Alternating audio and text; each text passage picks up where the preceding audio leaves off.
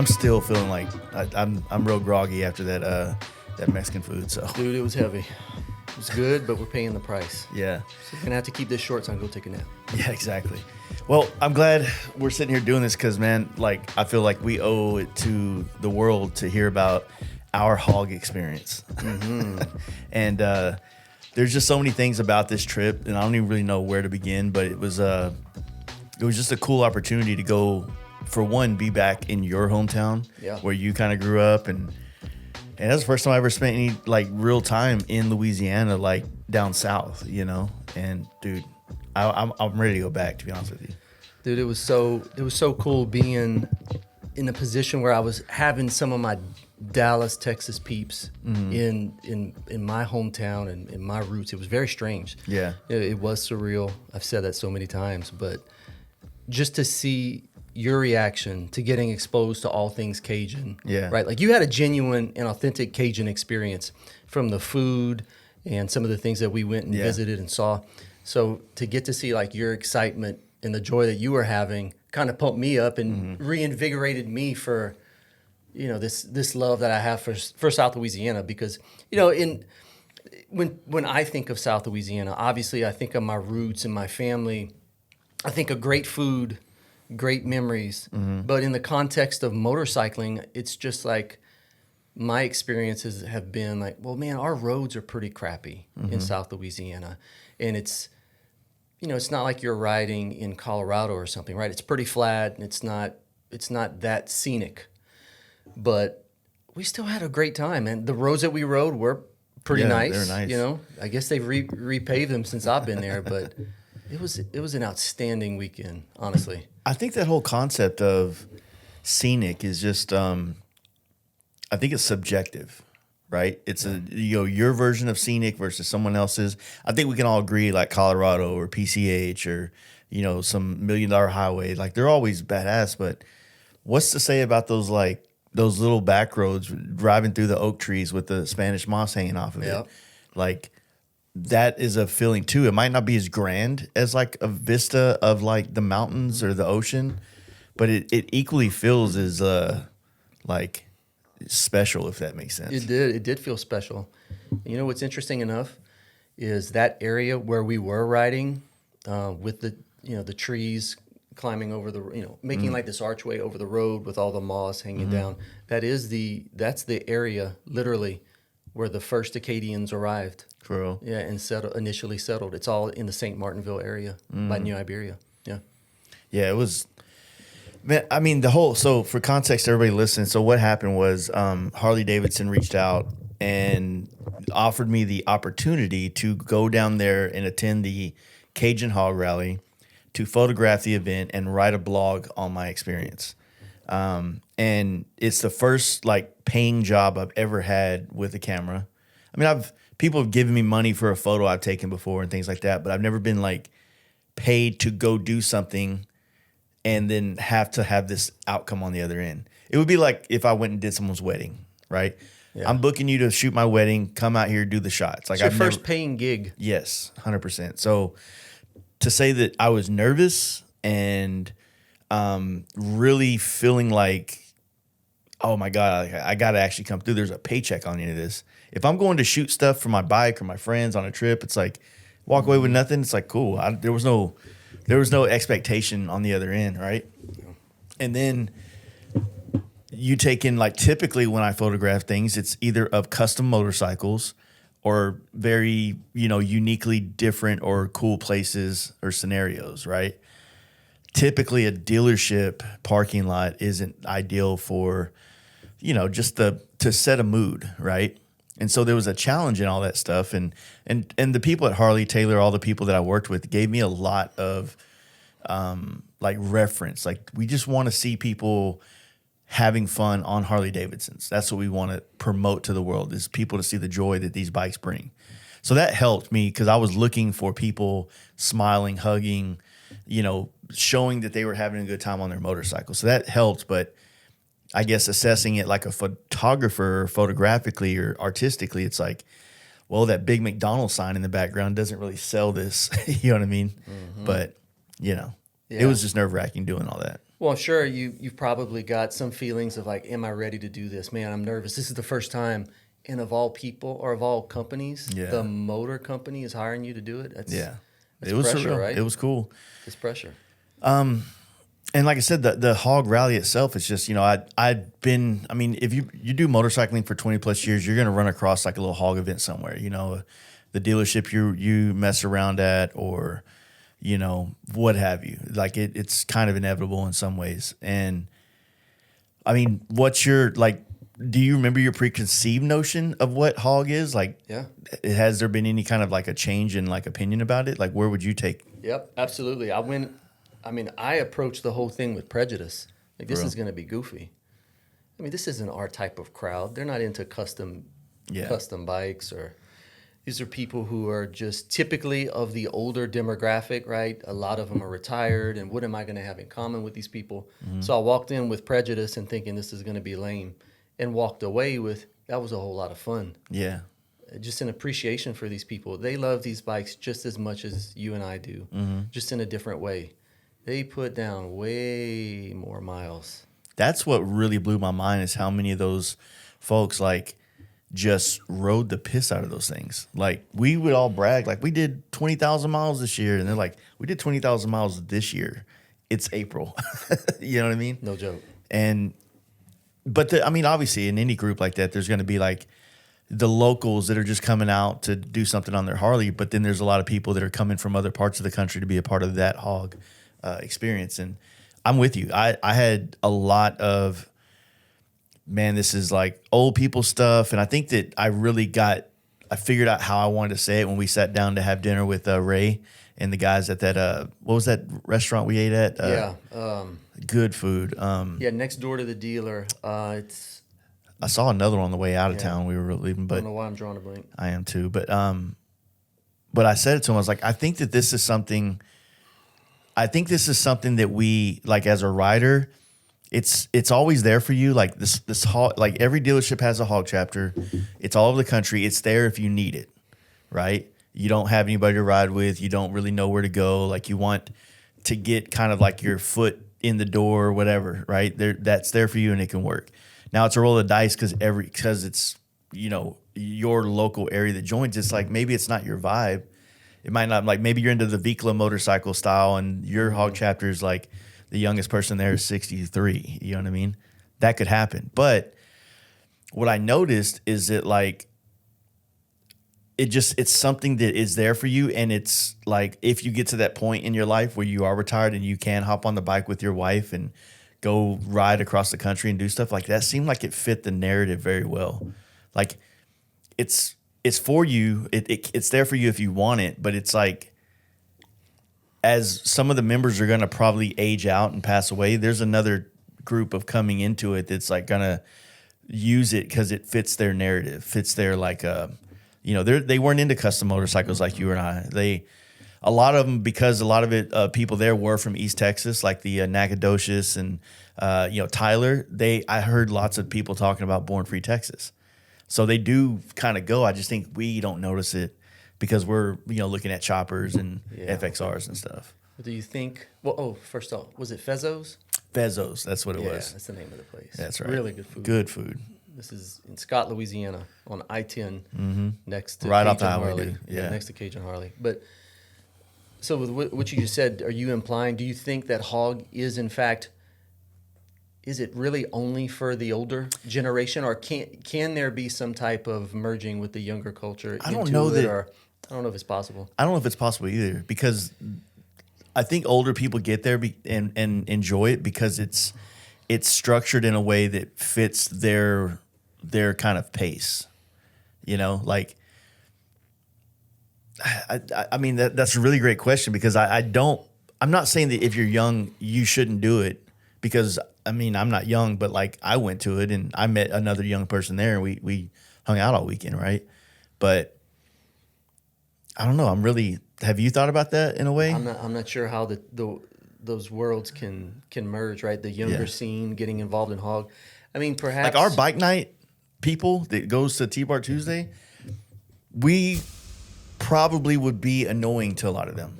You're right. Like our style of bikes, or maybe not so much us, but like if we had some stunt kids that were in there doing burnouts, like that would annoy them, you know? Of course.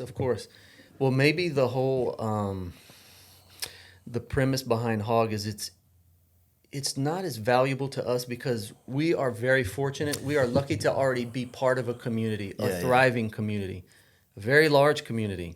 And if you're a newbie, if you're a puppy and you're just getting started with Harley and you don't have any community or anybody to hang out, what a wonderful way for you to meet others. Yeah, they're probably going to be a little bit older than you. Yeah.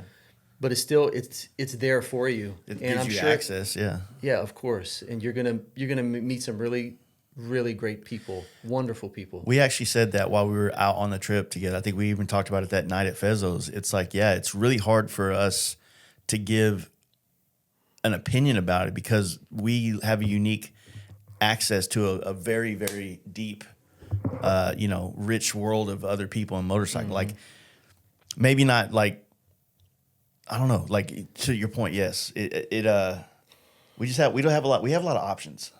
You know, we're turning down more events and things because like we want to do all of them, but obviously you can't do everything. So it's like as opposed to maybe, they just feel like, man, you know what? Next year we're doing, because I think they rotate those rallies in different spots every year, so it's every other year. So it's like, well, this year we did these runs at Cajun Harley. Next year we're gonna do the one in Pueblo or something like that, and then do those runs in Colorado, and then let's go back. I had fun, and Did you get a feel from talking with Ray that like I didn't talk to him deep enough about this, but like how many touring rallies are there a year? I know you say like the touring rally will eventually stop at each stop every other year. Yeah. But how many do they cram in the span of a calendar year? I think there's like a rally a month somewhere, but I think that some of them are touring, meaning that it's a different stop every day, and some of them are hub based, or there was another term they used for it where you're going to one dealership and then you're going out and coming back every day, And then there's all these challenges they do, and go take a picture in front of the governor's mansion, and go, like you can do these routes that they lay out for you that are going to take you to see a lot of cool stuff. But then there's also the other challenges, like there's a lot of things in that. It's so complex, but not really. It's not complex. It's just it's very deep involved with different things you can kind of do. Mm-hmm. Challenges, like I photographed a family where the son and the mother and daughter are the three leading people in America that's visited the most dealerships this year. And it's number 1, number 2, number 3 is this family, right? What? So, I mean, like, if you were really just like, you know what, I just want to get on a ride, but I need a permit. Like us, we rode America to go to Forrest Gump spots. Like, that doesn't make sense when you think about it in the context of this, but Harley puts these challenges on their app, the HD experience thing. And, you know what? Yeah, let's see if we can do a run to Maine and hit this dealership run. Incredible. I mean, it's something to do. It might not be, I think that it's a reason to leave, and it's like, it might be a dumb or pointless, like, concept, But then, like, I'm listening to David Brown talk the other day, and he's talking about how his dad and his dad's buddy, he's like, you know what, let's go to St. Louis for some chili. That sounds good. I want some chili from St. Louis. Let's just go up there. It's like, that's the same mindset of these other people. The same. From HOG. And I think that inherently that's how most of us really are.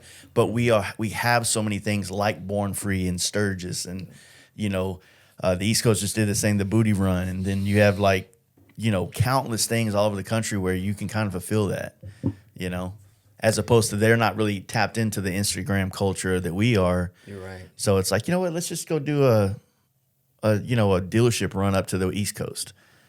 Well, maybe that's why we're associating the older demographic to HOG, is because probably a lot of them are retired. Yeah. And they've got the time to go see all the dealerships. Yeah. All across the country. So their schedule can accommodate it. Yeah. But man, what was the other guy's name we were talking to at dinner that night? Was it Mark? Michael. Yeah, El his Paso. story was cool as hell. He's retired military, and we had a really deep conversation even after you left, but it's like, he's like, you know what? I want to ride this Harley all over the country, but after that, I'm hard stop and I'm going to fish everywhere. Yeah. That was kind of like hardline. And then I don't know if we talked about it while you were still there, but he was like, well, I'm from the military. So my orders were for 2 years. And then my orders were up. And then it was like, I don't know what my life looks like after that 2 years. My life could be in Tokyo, Japan, or Germany, or Alabama, for all I know. Yeah. So I want to do this for 2 years, and then I'm doing this other thing. So it's kind of like I think it's a military mindset. Yeah, and he, talking with Michael, like he couldn't even relate to our frame of mind of like wanting to customize and make a bike your own. It was just going completely over his head. Like, why? Yeah. I just want to hop on this bike and just ride. Just use it as a tool, you know? Yeah, and he did. I mean, he was... I think he was leaving like the next morning. Yeah, I'm going back to El Paso. It's like 900 miles or whatever. And what's crazy is he was on a trike and he's not impaired of anything. He's just like, yeah, my girlfriend, you know, she likes riding on trikes, so we just got a trike. And I'm like, God damn. I know. But we've texted a couple of times since then. And he's pretty cool. I dig him a lot. That's awesome. Yeah. But yeah, he had said by such and such a date, I'm going to be done with this and I'm going to be moving on to the next thing. It might have been like RVing and he said RVing. Yeah, he wanted to go, but he said he wants to RV and fish. Like, bro, it doesn't have to be like all or nothing. You can have a little bit of balance. You can do both, you know. Yeah. But some people are just wired differently, I guess. So. Yeah, like I said, the whole experience was definitely like, I put it like this: I would do another one. In a different area. Freaking heartbeat. I would do it. You know, I kind of want to do another one, but I don't know. Like, it's access. Like when you're in a town and, you know, like I've never cared to go to Lafayette. It's never like when you think of riding a motorcycle, you're like, you know, the big spots, right? And then even thinking of like a 350-mile radius of Dallas-Fort Worth, which it technically falls under is essentially, you know, 350 miles from here, we're, you know, we're out in West Texas. We're, you know, almost to Big Bend. We're Arkansas, you know, in the mountains out there, Oklahoma, like, but then like I said, the experience down there was just, it was worth it, you know. What better way to go discover some new territory than going to a rally like this, like a hog rally, where they've got, you know, all the locals have given their input and they've got all these maps laid out, these printed maps laid out in the morning with QR codes. Oh, you want to go ride to Tabasco? Why don't you scan this route and we'll take you down some beautiful back roads. And that's the other thing. I've never really been a go on tours place kind of person. And I mean, obviously I do the you know, the Harley Museum because it's, you know, Harley, right? But that was cool going and seeing how Tabasco was made and from the place it was made from and all that stuff. It was, and there's things like that all over the country in different, you know, types of, you know.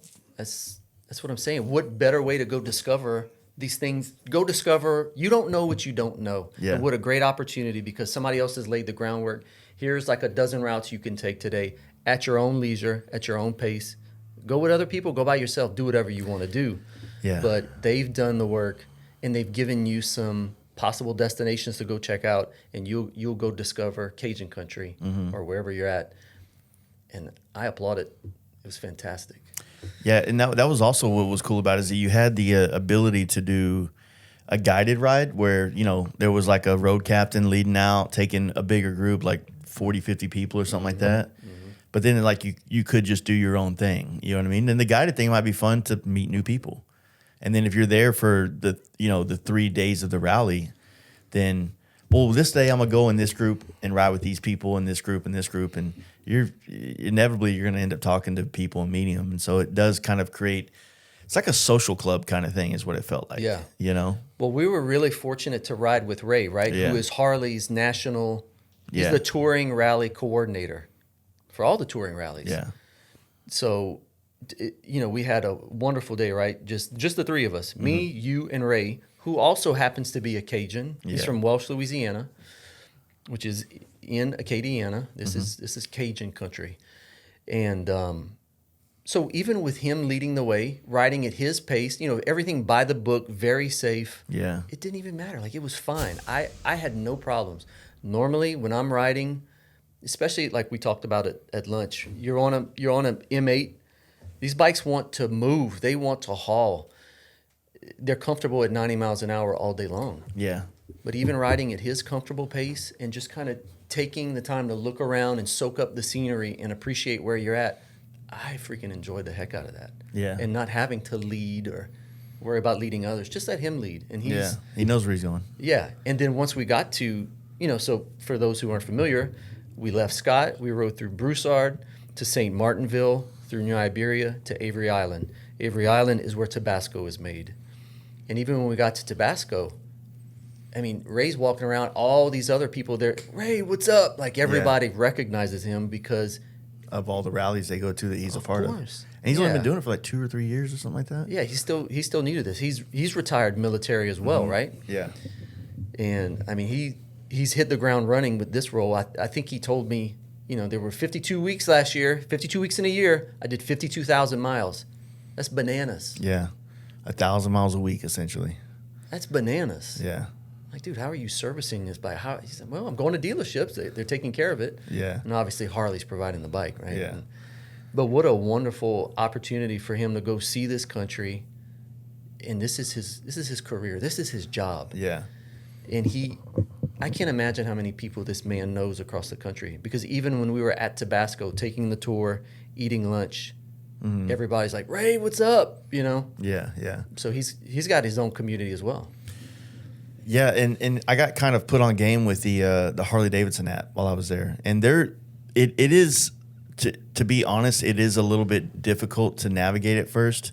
But like I think anything else, like I'm not there yet, but I see the value in that. There's all these groups and chats and message boards, and there's things you can get on. I mean, I think Two Lane Life has a thing, and I even saw Danger Dan has something in there. I don't know how he's probably not very active in there, but So I feel like Harley has all these tools, but maybe they've done it. I just haven't seen it. They got to figure out how to really show the world how to use these to the intention behind it.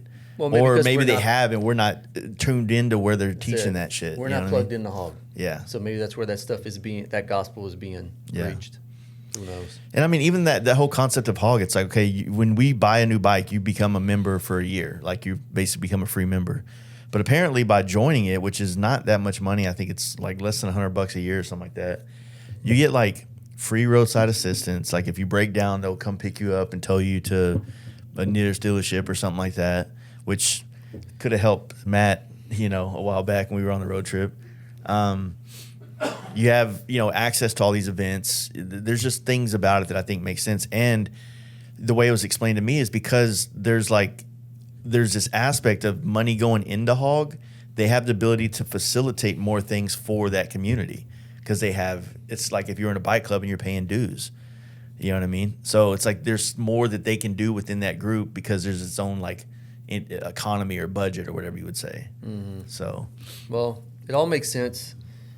I just know like for me, maybe like for somebody like my attitude, I like I said, I approach this with prejudice, and this is going to be real goofy. Like just let go of all that crap. Not everything has to be about you're the coolest cat on the block or whatever. Just go have fun, meet people. These were wonderful people to talk to. Yeah. One thing I noticed that I thought was really special. There's a lot of couples that ride. It's not just guys breaking off on the Harleys and just doing like a guys weekend or whatever. There was a bunch of couples. Mm-hmm. Many of them riding like two up. She's on the back. Clearly, these people like get along really well. They have wonderful marriages. They want to go tour the country together. I find that stuff to be that's the type of goals that I want. Yeah. I want to have a strong marriage throughout my whole life. Yeah. And to be able to go have fun and see the country on a Harley, that's awesome. Yeah. That's a beautiful thing to me. That's something that's goals for me. That's nothing to like, oh, y'all aren't cool. Y'all don't know what the heck. Yeah. What kind of bars are those? It's just a totally different mindset.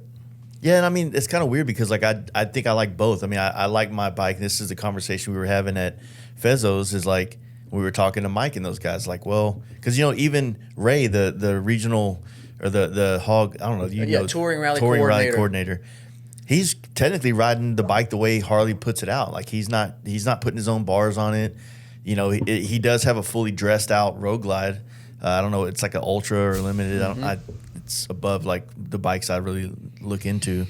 And he just rides the piss out of that thing. Same thing with Chris Harris, the actual, more, I guess he's like the main dude within HOG, out there on the like boots on the ground. And yeah, they just didn't really care about it. But I mean, I think that we have the best of both. We love the riding aspect of it, and we like the, using these bikes as a personal, maybe it is a statement in one regard, but it feels better to ride something I feel like I've made myself. You know what I mean? For sure.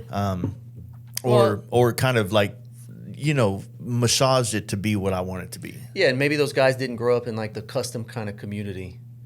They weren't into custom cars or bikes or bicycles or whatever. It's just how they came up. They're like, no, this bike is fine the way it is. I'm going, it's like the memories that they attach to the experience. That's more important than the overall aesthetic of the bike. Yeah. Like, they don't care about the things that we care about, but it's okay. Yeah. It's, yeah. yin and yang. There was what was it? So the first night I got there on Wednesday night because I had to be there early morning on Thursday. And, like, I'm staying, like, I went to the dealership. I shot some, like, sunset shots there, just, trying to shoot as much as I could. Because my goal was, I'm just going here. I'm not drinking. I'm just going to go here and work. I'm going to get up before the sun comes up every day, go shoot. I got drunk every night. What? I went to Fezzo's. I had my first Cajun dish of the trip, which was sausage gumbo, chicken and sausage gumbo. Favorite. Ate that, had a beer or two, go back to the hotel. I'm walking in the hotel, and there's these old folks just all in the lobby with 12 packs. You here for the rally? I'm like, yep. Like, come over here and have a beer with us. And we stayed up till 2 a.m. drinking beers in the lobby with all these old folks from like Tyler and Nacogdoches and stuff. They were cool as shit. I didn't realize you did that. Yeah. But I mean, I still woke up before sun every day and went and rode and got shots. But, and then the Thursday, so the first day of it at about noon, after getting shots and trying to get the hang of what I'm supposed to be doing, I walk out, and then that's when I meet Peyton on the chopper. And I'm like, sick. Like, I know I'm not supposed to be shooting this, but like all I want to do is shoot the chopper the whole time. Yeah, tell me, what kind of chopper are we talking here? A shovel head chopper. Yeah. Like mine. So yeah. Crusty. Yeah. Shovel head chopper. But it had so much fucking like soul, and it was dope. It just had a vibe, right? And so, I mean, obviously, like, not even beating around the bush, like Harley's paying me to go shoot things that they can use to market and advertise their services and their products, right? The HOG service of being able to build community, and these are the new bikes that people are doing on.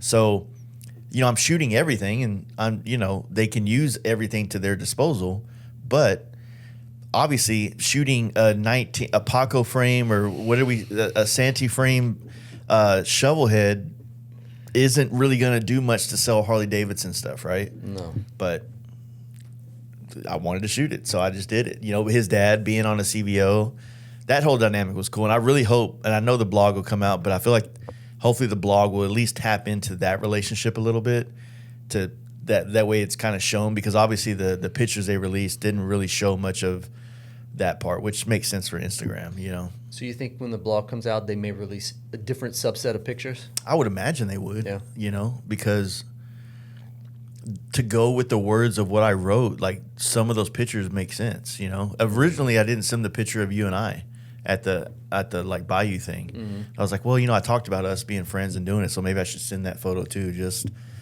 in case like they want to use it for context or whatever. But yeah, I don't know. It was a wonderful experience. I mean, meeting Peyton and his dad. Mm-hmm. I mean, the whole theme for me, the entire 4-day weekend was our world is so small. Mm-hmm. I kept running into people in my circle. Like, I didn't know Peyton. Peyton, for like you were just describing, he's a young man. He's still probably in his late 20s or something, and he's on a kick-only shovel head chopper, magneto fired.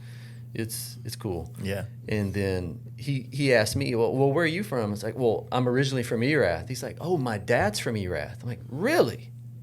What's your dad's name? He's like, oh, Barry Broussard. I'm like, that's not ringing a bell.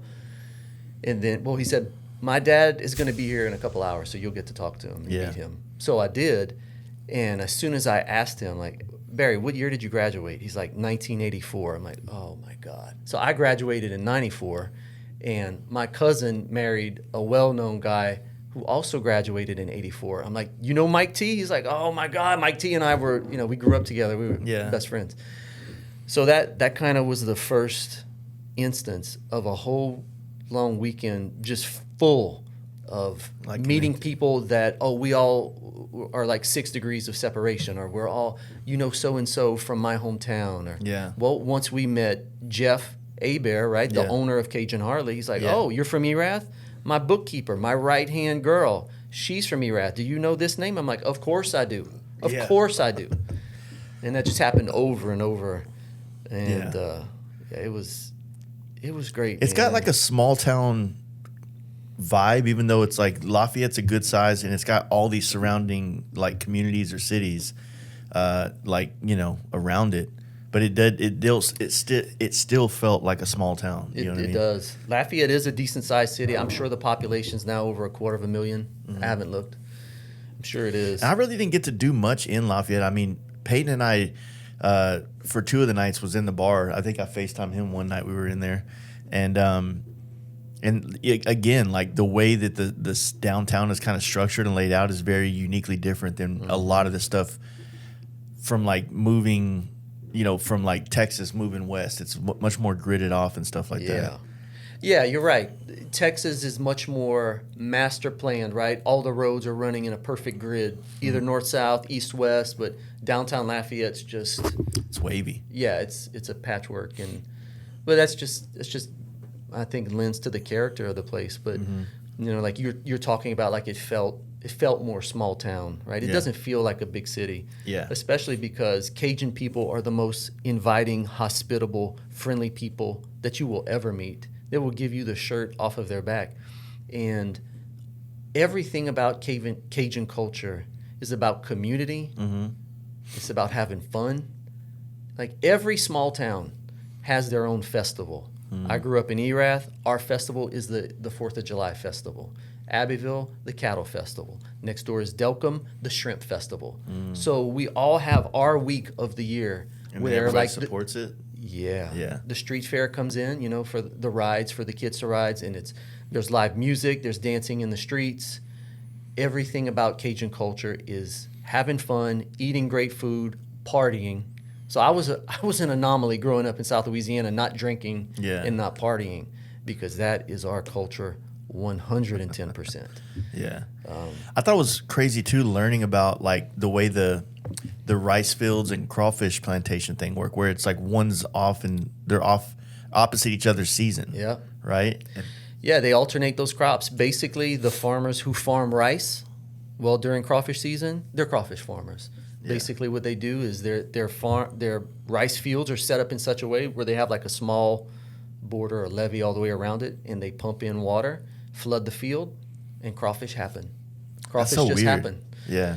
I mean, I get crawfish. I live in Dallas, right? We have a big ditch in our front yard. When we get heavy rain and it stays wet for a few days, I've got little crawfish chimneys in my yard. They just happen. That's wild. I don't have like the scientific explanation. I'm sure Google could tell you why it happens, but they just do. So that's how farmers supplement their income over the winter, building up for crawfish season, right? From like, the winter months up until May.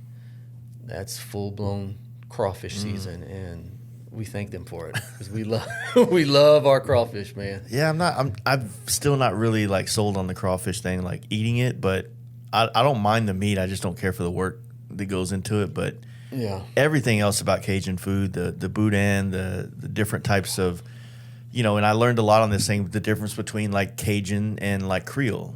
So like that whole thing, which was like uniquely different, to realize, okay, like New Orleans and I think Baton Rouge is more. Yeah, Baton Rouge. New Orleans is definitely, if you ask someone from South Louisiana what they associate with being more Creole, that's New Orleans. Yeah. So Creole is something that's very hard to define. You could ask, several different people, what does this mean, and that you'd get several different answers.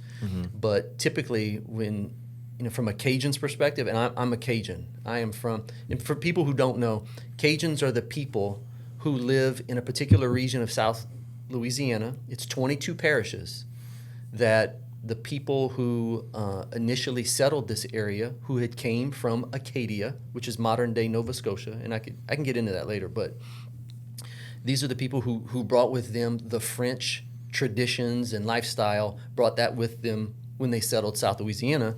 So they were called the Acadians.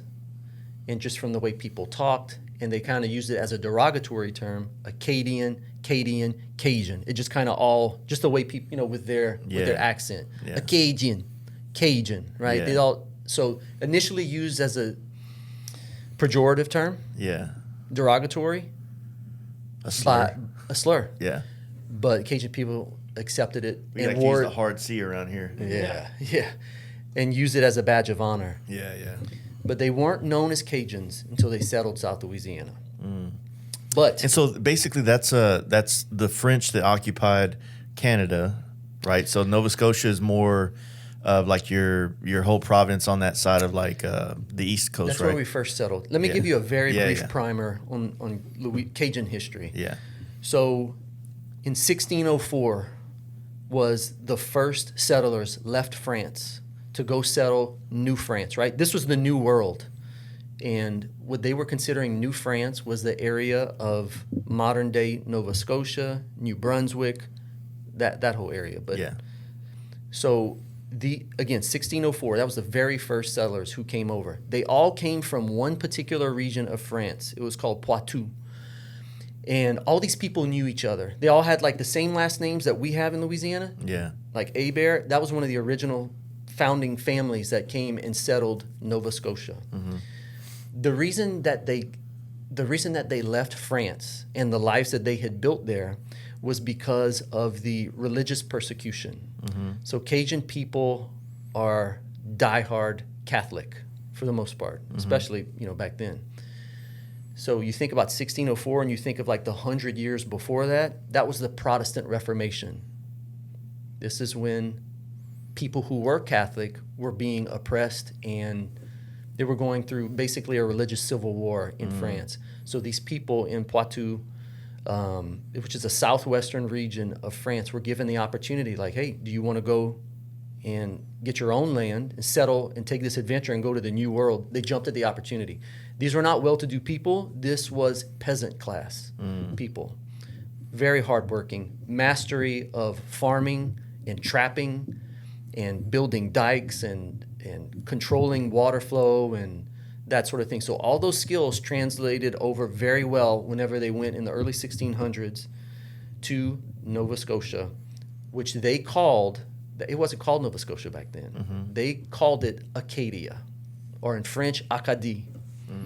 So more and more families started coming over, mostly, like 1604 was just a few families, and then in the 1630s, I believe it was, you had like 30-something more families move over and eventually settle in Acadie. And then these people, once they had moved and settled into this area, became known as Acadians.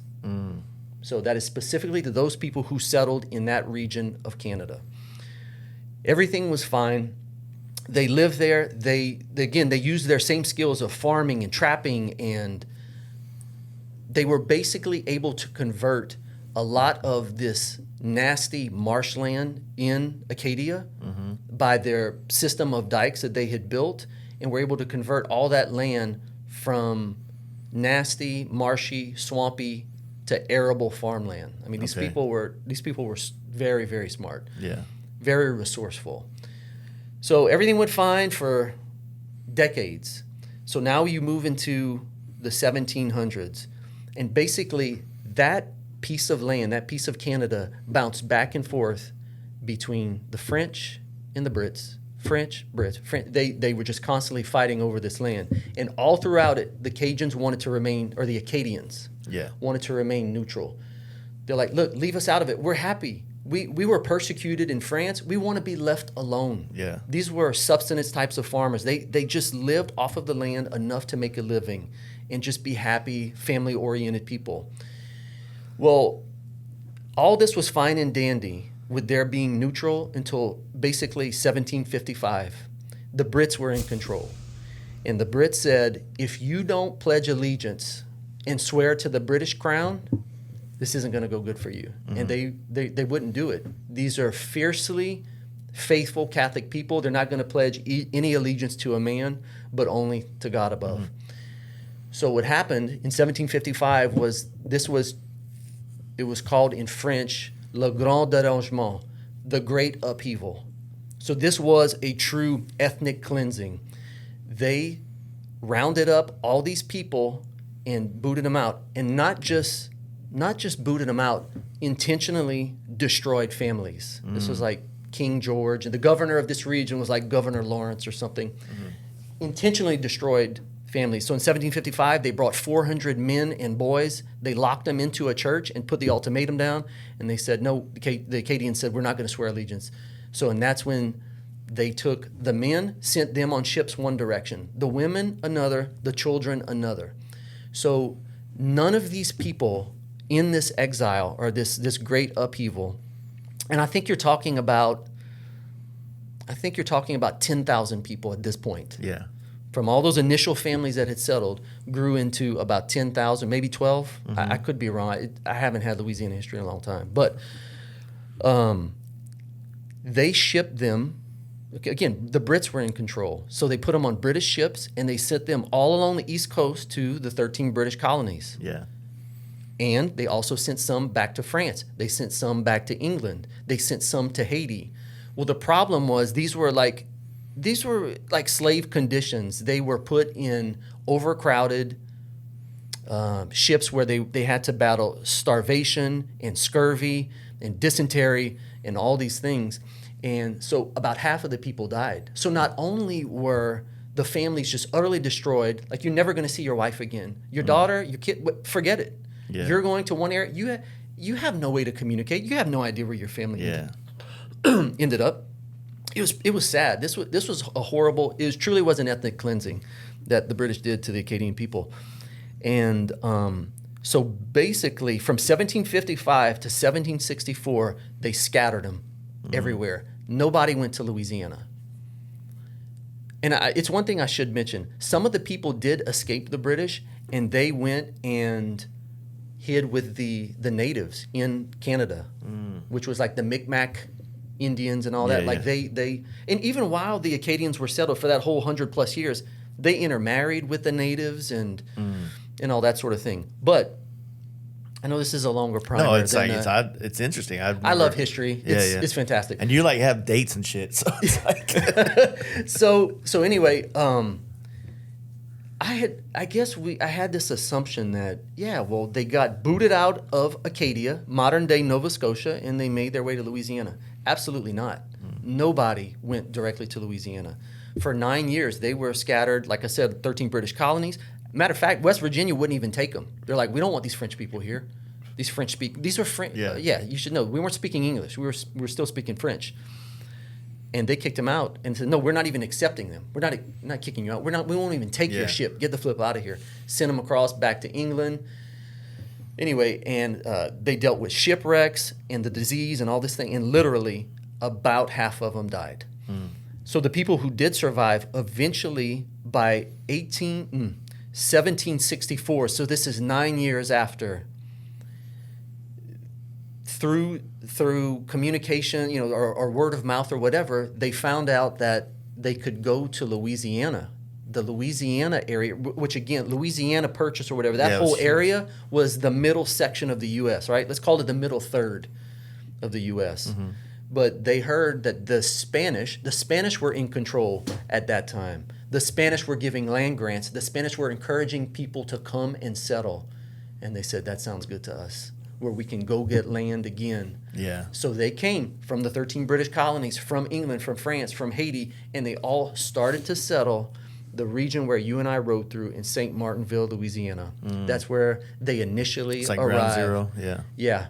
And they were initially led by like a Cajun hero. He was a leader, a fierce leader of the resistance back in Acadia. His name was Beausoleil Broussard. And he was the one who led that first group of people. He had migrated to Haiti. They lost more people in Haiti. And then in 1764, they arrived in South Louisiana. And so did the word got out somehow. And more people started to come and eventually develop that whole region of South Louisiana. And at the time, though, like the Louisiana Purchase, that, you know, just seeing it in the back of my head from like school and everything, that like went all the way to like Oregon or Washington, always to the coast. Dude, it was that. It was. I don't think it went that far, but it was like that middle. Think of the whole U.S. and like the middle section of it. But this was Spanish controlled land, and then this was not belonging to the U.S. It was the Spanish who allowed the Acadian people to come in. You looking up the? Yeah. Oh yeah. Yeah, you should show Yeah. Well, it goes all the way to basically Idaho, almost all of Montana, all of. It's like the middle third of the U.S., right? Like ish. Yeah. Yeah. A lot. Wisconsin, you know, Minnesota, a lot. So basically, the Spanish who allowed us to come and settle, allowed my ancestors to come and settle South Louisiana. Yeah. Because of their generosity and wanting to develop South Louisiana and build a stronghold. Now, eventually, I think it was in 1803 is when the U.S. purchased all of that from Napoleon. I think it's 1803. They purchased it for $15 million, 3 cents an acre. Damn. 3 cents an acre. That whole region became the U.S. Yeah. in 1803. And eventually, a few years later, in 1812, Louisiana, its shape today, that became a state in 1812.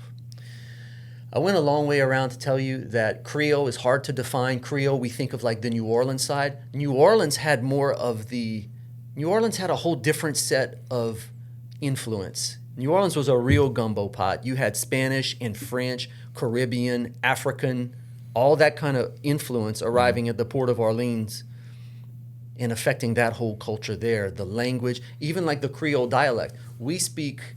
My people speak Cajun French. The Creole is a separate little dialect. They can kind of communicate amongst one another. So it's not really French? It is. The Cajun French that is spoken in South Louisiana isn't quite the same. We've got our own ways of saying things. Their own little nuances and lingo that classic Parisian French does not have. Yeah. So the problem was, well, back to the Creole thing, typically Creole, and this is not a hard rule, Creole foods tend to be more tomato-based. Cajun foods tend to be more roux-based. What is roux? Flour and oil mixed together, making your own base. Mm-hmm. When you talk about Creole people, this is very generic and it's probably not accurate. Some people would consider Cajuns to be a subset of Creole, because Creole, some would consider as to be French-speaking people from South Louisiana, whereas some people would also consider Creole to have more of that African and Caribbean. Like a lot of like light-skinned black people are considered Creole in South Louisiana. So it's a term that's hard to get a hold of. Yeah.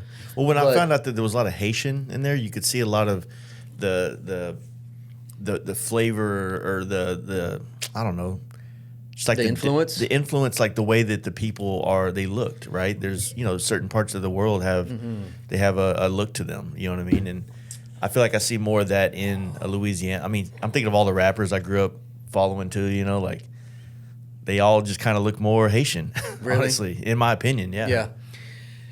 Well, I mean, all these things is what led to the development of South Louisiana. It truly is a gumbo pot of culture. Yeah.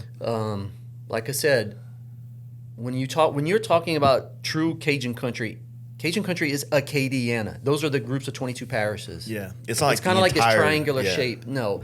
Dude, anything north of Alexandria, that might as well be southern Arkansas as far as we're concerned. Yeah. We don't, like, whatever.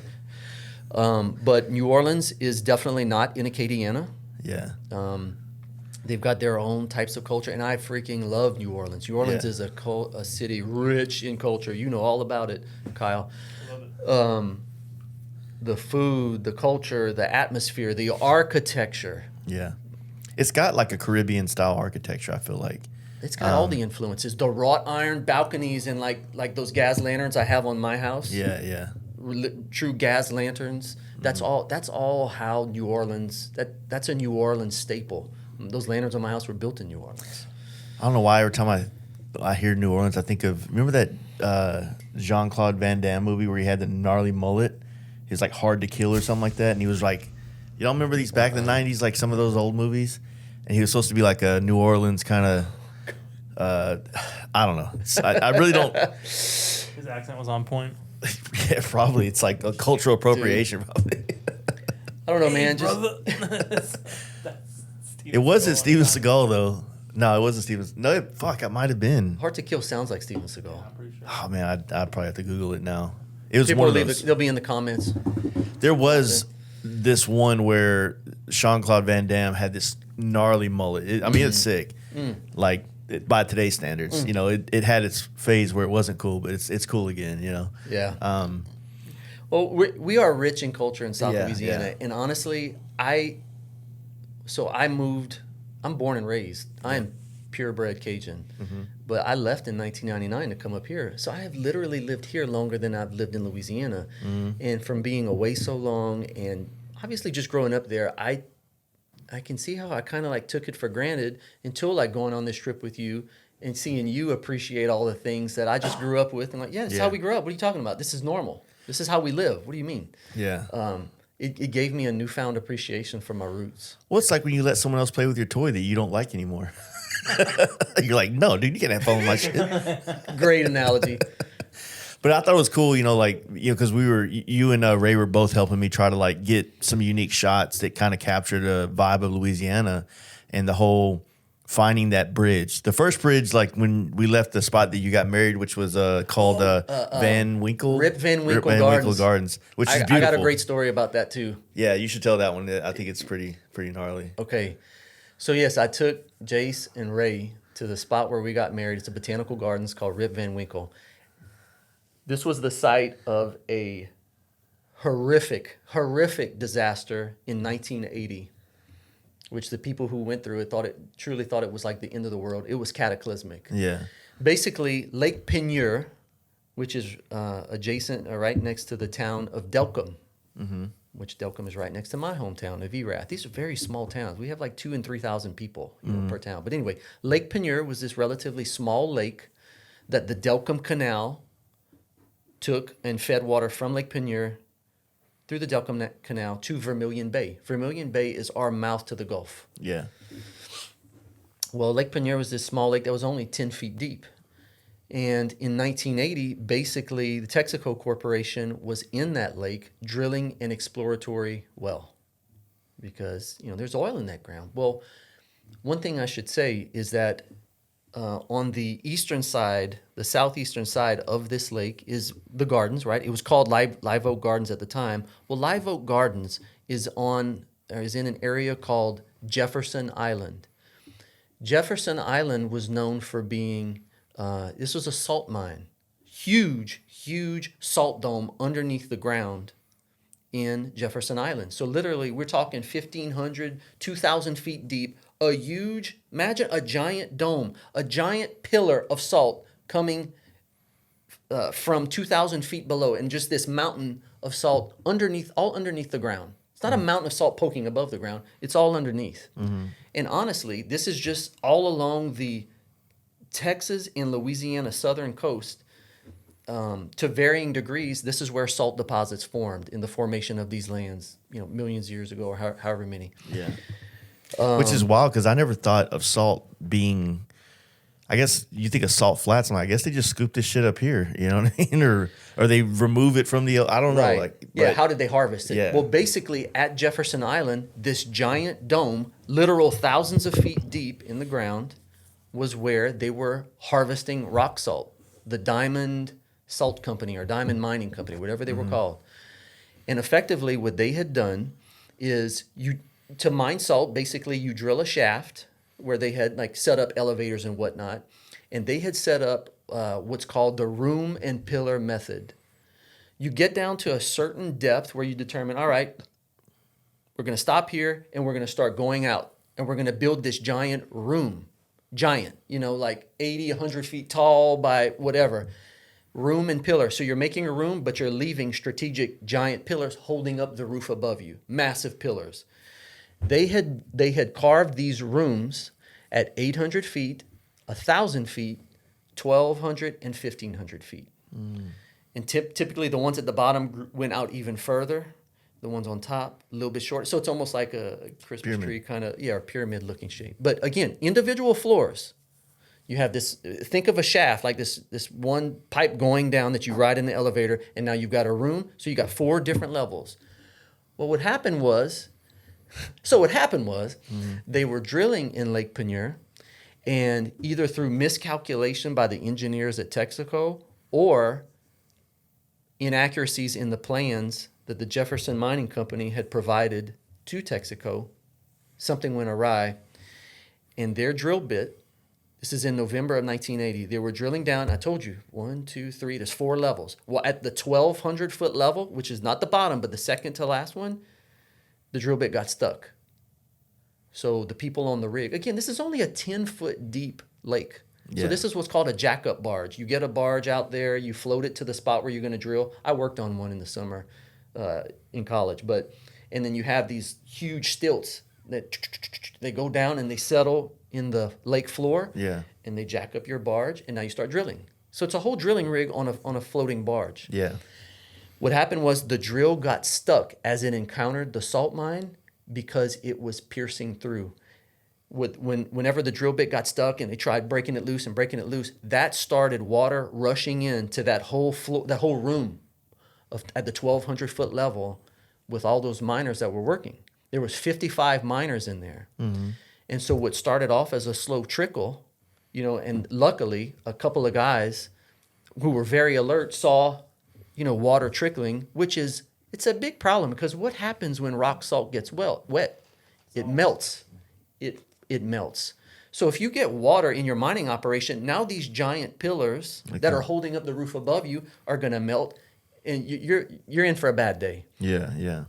So they only had one elevator. You had 55 men who needed to get up and down an elevator. And all the men, from the way I understand it, they were all at those 2 bottom layers, 1,200 and 1,500 feet deep.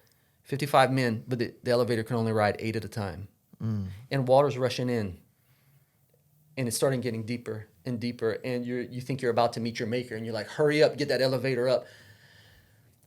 So what started off as a slow trickle eventually became a massive end of days apocalyptic whirlpool. All these huge expanses of mines underneath, it was like pulling the plug on the bottom of the tub. All that water came rushing in very, very quickly to fill in all the cavities of these mines, right? Luckily, all 55 men escaped. They did. Nobody, not one fatality. None of the miners, nor none of the drillers. They all got off in time. The power became so great, their whole drilling rig got sucked in. The whole barge got sucked in. The whirlpool was so giant that Lake Peigneur, all the land around the shore, the whirlpool was so violent that it started ripping the land and it enlarged the lake significantly. That's why there's that chimney sticking out of the ground behind that tree where I got married at Rip Van Winkle Gardens. Mm-hmm. So the lake grew significantly. The force was so strong that the Delcambre Canal, which always flowed southwards towards the Gulf, started flowing in the opposite direction. Yeah. The water started flowing upstream, and there was a waterfall where the Delcambre Canal entered into Lake Peigneur. Damn. And a waterfall that this went on for I think 2 days, 40 something hours of this giant whirlpool, just like the end of the world is happening here. So did it melt all the salt and then it collapsed everything inside of it? Or? The water filled all of those air spaces in the mines so rapidly that you basically compressed all that air it was literally billions of gallons of water that rushed in. Yeah. And all that air got compressed so hard that the small little shafts that they had built for air became a 400-foot geyser. 400 foot of just blasting, going freaking bananas. Damn. So And the power of the suction was so strong. Like I told you, you took a whole drilling rig and sucked it in. It also sucked 11 barges that were in the Delcombe Canal. It freaking pulled them in and sucked them in as well. And so I think it was over the course of 2 days, it eventually started to fill in the lake again, which again, now the lake was much larger. It went from being 10 foot deep to 200 feet deep. Damn. This is the powerful forces that we're talking about. And It just seems a little retarded to be building a mine underneath a lake in the first place. Oh, to be drilling underneath it, like. Well, listen, this whole salt dome and the mining operation had been going on since 1909. Oh. It's not a problem until somebody goes poking a freaking hole from above in the lake, right, and stabbing through, and then now it burst through. So all these 11 barges that got sucked under, once the lake filled up, the barges started rising to the top again. Boop, boop, boop, boop. All 11 barges eventually came up. Yeah.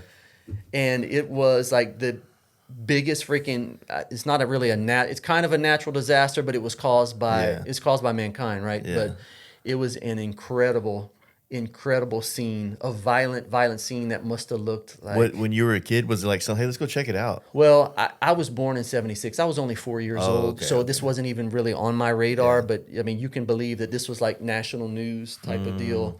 There's like, you can go on YouTube. If anybody doesn't know how to spell Peigneur, Peigneur, I think. Yeah. Peigneur. I mean, things are difficult to spell with French, right? It's not always easy to follow. Yeah, there's letters that don't need to be in there. Yeah, I mean, that's just an incredible thing that happened in South Louisiana in 1980. That's like a story that most people don't know about until they go visiting Rip Van Winkle Gardens and like, why is there a chimney sticking out of the lake? Well, a house used to be there because that used to be the shore. Yeah. But the violence of the whirlpool. And like I said, you can go and look this up on YouTube, and there's like helicopter footage and all that, and it looks apocalyptic. That's wild. I want to check it out. Yeah. But yeah, we left that spot, and I wanted to find a bridge, like some bayou looking. I guess the idea of what you would think the swamps and all that. So the first bridge you took us to was like a main highway. It was not really the vibe, and then I know the one, and it was real close. And then to find out that this was like the place that your dad used to make you go ride a little dirt bike to go get him beer. It was awesome. That was a cool bridge. Yeah. There was a lot of place. Like I kind of wanted to climb up to the top and shoot. I was like, but it looked rickety. That's my roots. So that's the steel bridge. So basically the first bridge that I took you to when we left the Jefferson Island area, I said, well, we got to go through Delcombe. And Delcombe, sounds like welcome, welcome, but it's spelled Delcambre. It looks like Delcambre, but anyway. So I took him to the Delcombe Bridge, and it's like, no, this is just too massive. It's on Highway 14, and you said, do you know anything smaller? And I'm like, yes, I do. Yeah. And then so in the country of Delcombe and Eras, so heading south, in other words, heading south meaning more towards the Gulf, more towards Vermilion Bay, is the area called Bayou Tig, which is where I was born and raised, the first, through elementary school. And basically it's this steel bridge that goes over Bayou Tig, Tig being Tigre. That's tiger in French. See, it makes no sense. Like, why do you need the extra letters? I don't know, man. Blame the French. Better T-bars and stuff. But yeah, it's this steel bridge that goes over Bayou Tig, and I literally grew up right down the road from there. And, we grew up, I learned how to swim in Bayou Tig. That old nasty bayou water. I mean, it's disgusting when you look over it, but yeah, that's how we swam and had fun. Yeah. But my dad, I had a little Honda XL75 dirt bike when I was 8 years old. Mm-hmm. And my dad, being a guzzler, liked to drink. And he's like, Cory, get on that bike, go to the country store, go buy me a beer. And this is country store ran by like old people. They knew everybody. Everybody knows everybody. Hi, Cory, how you doing? These people barely even spoke English. Yeah. French was, all the older generation spoke French. But anyway, I would literally hop on my little XL75 dirt bike and ride, a few miles up the road, crossing over that steel bridge, can I buy a beer? Buy a beer, put it between my legs, and rip back home so my daddy could get his drink on. Yeah. But it was just wild to be back 42 years later. Yeah. With one of my people from Texas, and we're shooting pictures from Harley-Davidson, from riding that rickety dirt bike to shooting pictures that are featured for Harley. I mean, that was a full circle, beautiful moment for me. It was. And it was very a cool special. spot. You could probably buy a whole 12-pack now. I probably could. The country store isn't there anymore, Kyle. I have you know. It was gone a long time ago, but that was a very special moment for me to share my roots with y'all. Yeah, well, I mean, think about it. Like, it'd be different. Like, I have things like that here in Dallas, but we're all in Dallas. But if, like where Kyle's from, Hillsboro, Missouri, like, when we go back to where he's from, like, he could tell us some kind of stories, and it could probably be very unique for him. I got a cool bridge there, too. It's a covered bridge. It's red. Nice. So he could, like, have that experience of, like, man, it's kind of wild having my friends from Dallas here. Like, we stayed at his dad's house and whatnot, and like, it's just cool, being, a lot of our friends, like, when James, we were with his family up in where were we at, Duluth. We are in Duluth, yeah. I mean, we're from where he was from, but, like, just being around his mom and his family was pretty You're pretty seeing rad. the whole side of your really good friend here that Yeah. you would have not otherwise had any type of access to, and now you're actually physically there. Yep. It's special, right? Like, it feels like something cool. But yeah, I mean, that's literally where I grew up. I mean, I've got so many memories of. So listen, my parents divorced when I was, I don't know, 3 years old or whatever. So I would go live with my mom in town during the week, like during the school year. I'd spend like 2 weeks with mom, and my dad, who still lived on Bayou Tig, I'd spend weekends with him.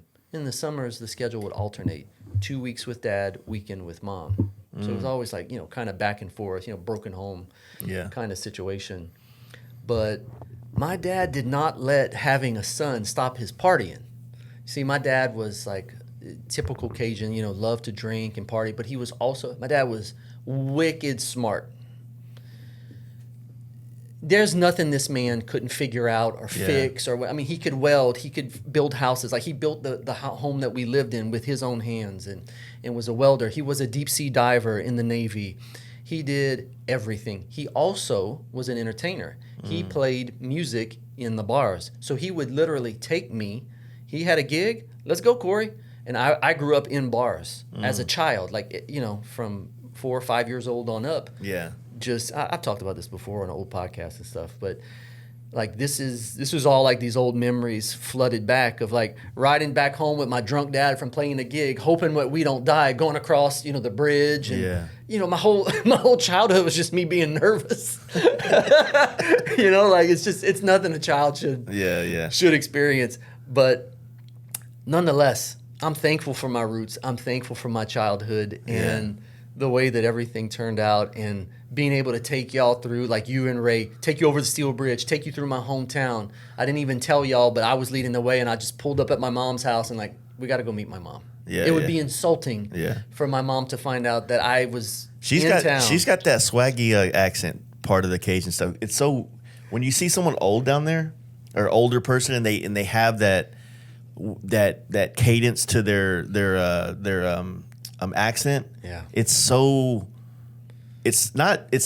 weird because it's like you're not used to it, right? And it's such a distinct accent that it's like a part of every word they say, as opposed to, like, when you hear someone from, like, Wisconsin or Canada, it's like you hear it in certain words they say. You know what I mean? You're right. Well, the thing about the way that we speak back, first off, I've lost so much of my Cajun accent. Like, I've occasionally I'll hear it coming out, or someone will tell me, I hear it. Yeah. Like, really? You still hear it? Like, I guess I still have it. But, the sad part is that the younger generations don't really speak French anymore, and a lot of that swag that you're talking about, or that cadence that comes from French and Cajun French and the way that we talk.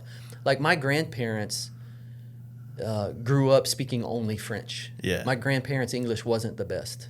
I mean, we could communicate. They got better over time. So then their children, so that would be my mom and my dad's generation, grew up speaking both. The problem was, from a governmental level, French, starting in 1921, was prohibited from being taught or spoken at schools because the state of Louisiana, the government wanted greatly to Americanize these dumb Cajuns, these dumb French-speaking people. That was seen as something like stupid. Like, these are uneducated, dumb people. And, okay, maybe the Cajun people were not the most educated, but they definitely weren't stupid. Yeah. But the accent and that whole thing was associated with not being smart. Let's put it that way. So in 1921, they locked it down and said, you're not going to speak French at all anymore. The children who, like, this happened, is almost an overnight decision starting in 21. And the children who didn't know English, this would be like my grandparents' generation, they were growing up and all they spoke was French. French was all they spoke in the home, and it's the schools taught in French. And then now all of a sudden you couldn't speak it anymore. So you would get beat. It was corporal punishment. You'd get whipped. You'd get, beat across your hands with the ruler. You'd have to write 100 times on the board, I will not speak French on the playground or whatever. Yeah. So these kids had cold turkey, didn't even know how to express. Some kids wet themselves because they couldn't raise their hand and say, I need to go use the restroom. Yeah. So, I mean, this is how it went. So because of that phasing out and it not being accepted to speak French in school, well, then the parents at home and the grandparents, they had no reason as the generations went on to even encourage their kids to learn French because it would only end in punishment. Yeah. So the language began to fade starting in 21 until the point where all these subsequent generations, like even my generation, I mean, I kind of understand a little bit here and there. I could say a few things, but I'm not fluent in French, like not by any means. Yeah. But the number of French speakers, like in 1960, might have been 1 million in South Louisiana. Nowadays, it's 100,000. And there have been efforts. So they made a huge mistake from 1921 to 1968. Then they realized, okay, we screwed up. This is cultural heritage. It's not about trying to demean or stop these stupid people from talking. They recognized that there was a problem with locking down and preventing people from speaking their native tongue. So then they started CODIFIL, CODFIL, the Council Development of French in Louisiana. So now these efforts are like, well, golly, we got to make up all this ground and start teaching it in school again. But the damage had already been done. Yeah. If we don't have a reason, like if my mom is speaking to me in English only, now we're going to go manually, we're going to forcibly introduce French back in. It's just not natural. Yeah. I applaud those who can do it, but the efforts maybe they were kind of helping to fight off the eventual dying of the language. I applaud the efforts. I think if you can speak the language and do everything you can too, but again, the community and the culture as a whole needs to support it. Yeah. But the damage had already been done, and like I said, you've lost a great percentage of the people who still speak French. My mom is still fluent, but who is she going to talk French to? Yeah, exactly. My mom is in her late 70s. The old people, that's how she would communicate with the old people. The old people didn't speak much English. Well, it was funny because you said that. It's like the older folks that I met at the dealership that would come up there, they had thicker accents than like the younger. Like Peyton didn't really have one. No. His dad didn't really have one either. But man, there was this guy that was showing Peyton some old photos. That I took a photo of that interaction. That dude had a fucking accent on him. There was this old lady that came up that your mom has a pretty thick accent in the way she speaks. Yeah. Well, maybe not. It's just, I think Peyton said it best. It's like it's a flow. It's rhythmic. It's rhythmic, right? But I mean, like this guy that you're talking about with the thick Cajun accent and whatnot. These are the sweetest people, man. Like these are. Yeah, I think most of us that aren't from there, like we think of Cajun accents, we just think of like Water Boy. Yeah. You know. Sure. Like, what's that guy say? Homeward hearted boy. Everybody know that or something like that. It's like. You want to see homos naked? Yeah, I mean, a true, like a real. Sorry. You know, like a Homer real looks fake, old person who speaks with that heavy Cajun accent. Yeah. It's going to get lost Yeah. as the generations die off. But those are the people who they're still French speaking people, but like I said, a lot of it has died and is continuing to fade. And I don't know how much longer. Yeah. Unless there's like serious efforts. I mean, there are like French immersion schools, right, that you can send your kids to where they're not speaking English. You're speaking French from the time you get there to the time you leave, and that's wonderful. So it's useful to have. I know, like maybe speaking Spanish is more useful for us up here. Yeah. But this is our culture, this is our heritage, and it's sad that the government. Yeah. You know, like the Cajun people have been through so much. I mean, you got kicked out of France in the early 1600s. Okay, you go start a new land in Acadia. You get kicked out of there because you won't swear allegiance. Now you come to South Louisiana. You can't catch a break. They want you to stop speaking your language because they want you to be more Americanized. They want to strip your identity. Yeah. So I mean that just speaks to the strength of the Cajun people and the resilience. These are good, strong, good-hearted people. Yeah. Yeah. No, I felt that. You gonna say something? No, I think we're all gonna be beige, speaking in emojis pretty soon. Yeah. We're all gonna be the same color, same. What a language. shame. Dude, the whole world's going straight fucking idiocracy. Yeah. Like you got to watch that movie now and just see the crossovers. It's like it was a prophecy movie. You know, it really felt like it. So many, even the old like Simpsons episodes have Yeah. like hit the nail on the head. Like, or you guys got some kind of technology where you're looking into the future or what? But they've called it out. Just being self-aware. You know what I mean? Yeah. Just paying a little bit more attention. Listen, I don't like this timeline. Weird. Yeah. This is a freaking weird time, and it's just everything just feels like it's upside down. Yeah, well, At least we're still allowed to ride motorcycles. For now. Yeah. Yeah. I mean, for now, yeah, exactly. You know, yeah, it's just weird. But I mean, this whole weekend we were doing this. I mean, things felt, you know, it's like we were out on the motorcycle. We weren't. I mean, yes, we were making content, we were taking photos, but we weren't like we weren't sitting there on our phones all day. And you know, like you kind of get back to like doing what is normal, which is living. You know what I'm saying? So, yeah, I think a lot of that is just people need to get out. You know. Mm-hmm. And well, like I said, what a great way to encourage you to get out and go discover a new place than like a hog touring rally. Yeah. It was a perfect conduit for doing that. It's like even, I mean, for me, what was really maybe is uniquely, like the first time we linked up with Peyton and I forget the other guy's name, the tattoo artist. Mitch. I know his last name. So Mitch and then his dad, Peyton's dad, Barry. That first little bayou bar we went to, oh, that was such a cool experience. So that is like the ultimate. I was so glad that you got to go there. So that's technically, it feels very bayou, right? But that whole area right there, very swampland, very cypress trees coming out of the water, gators swimming, pelicans, you know, flying. Mm-hmm. That is technically, that's the Atchafalaya Basin. This is this huge wetlands. Mm-hmm.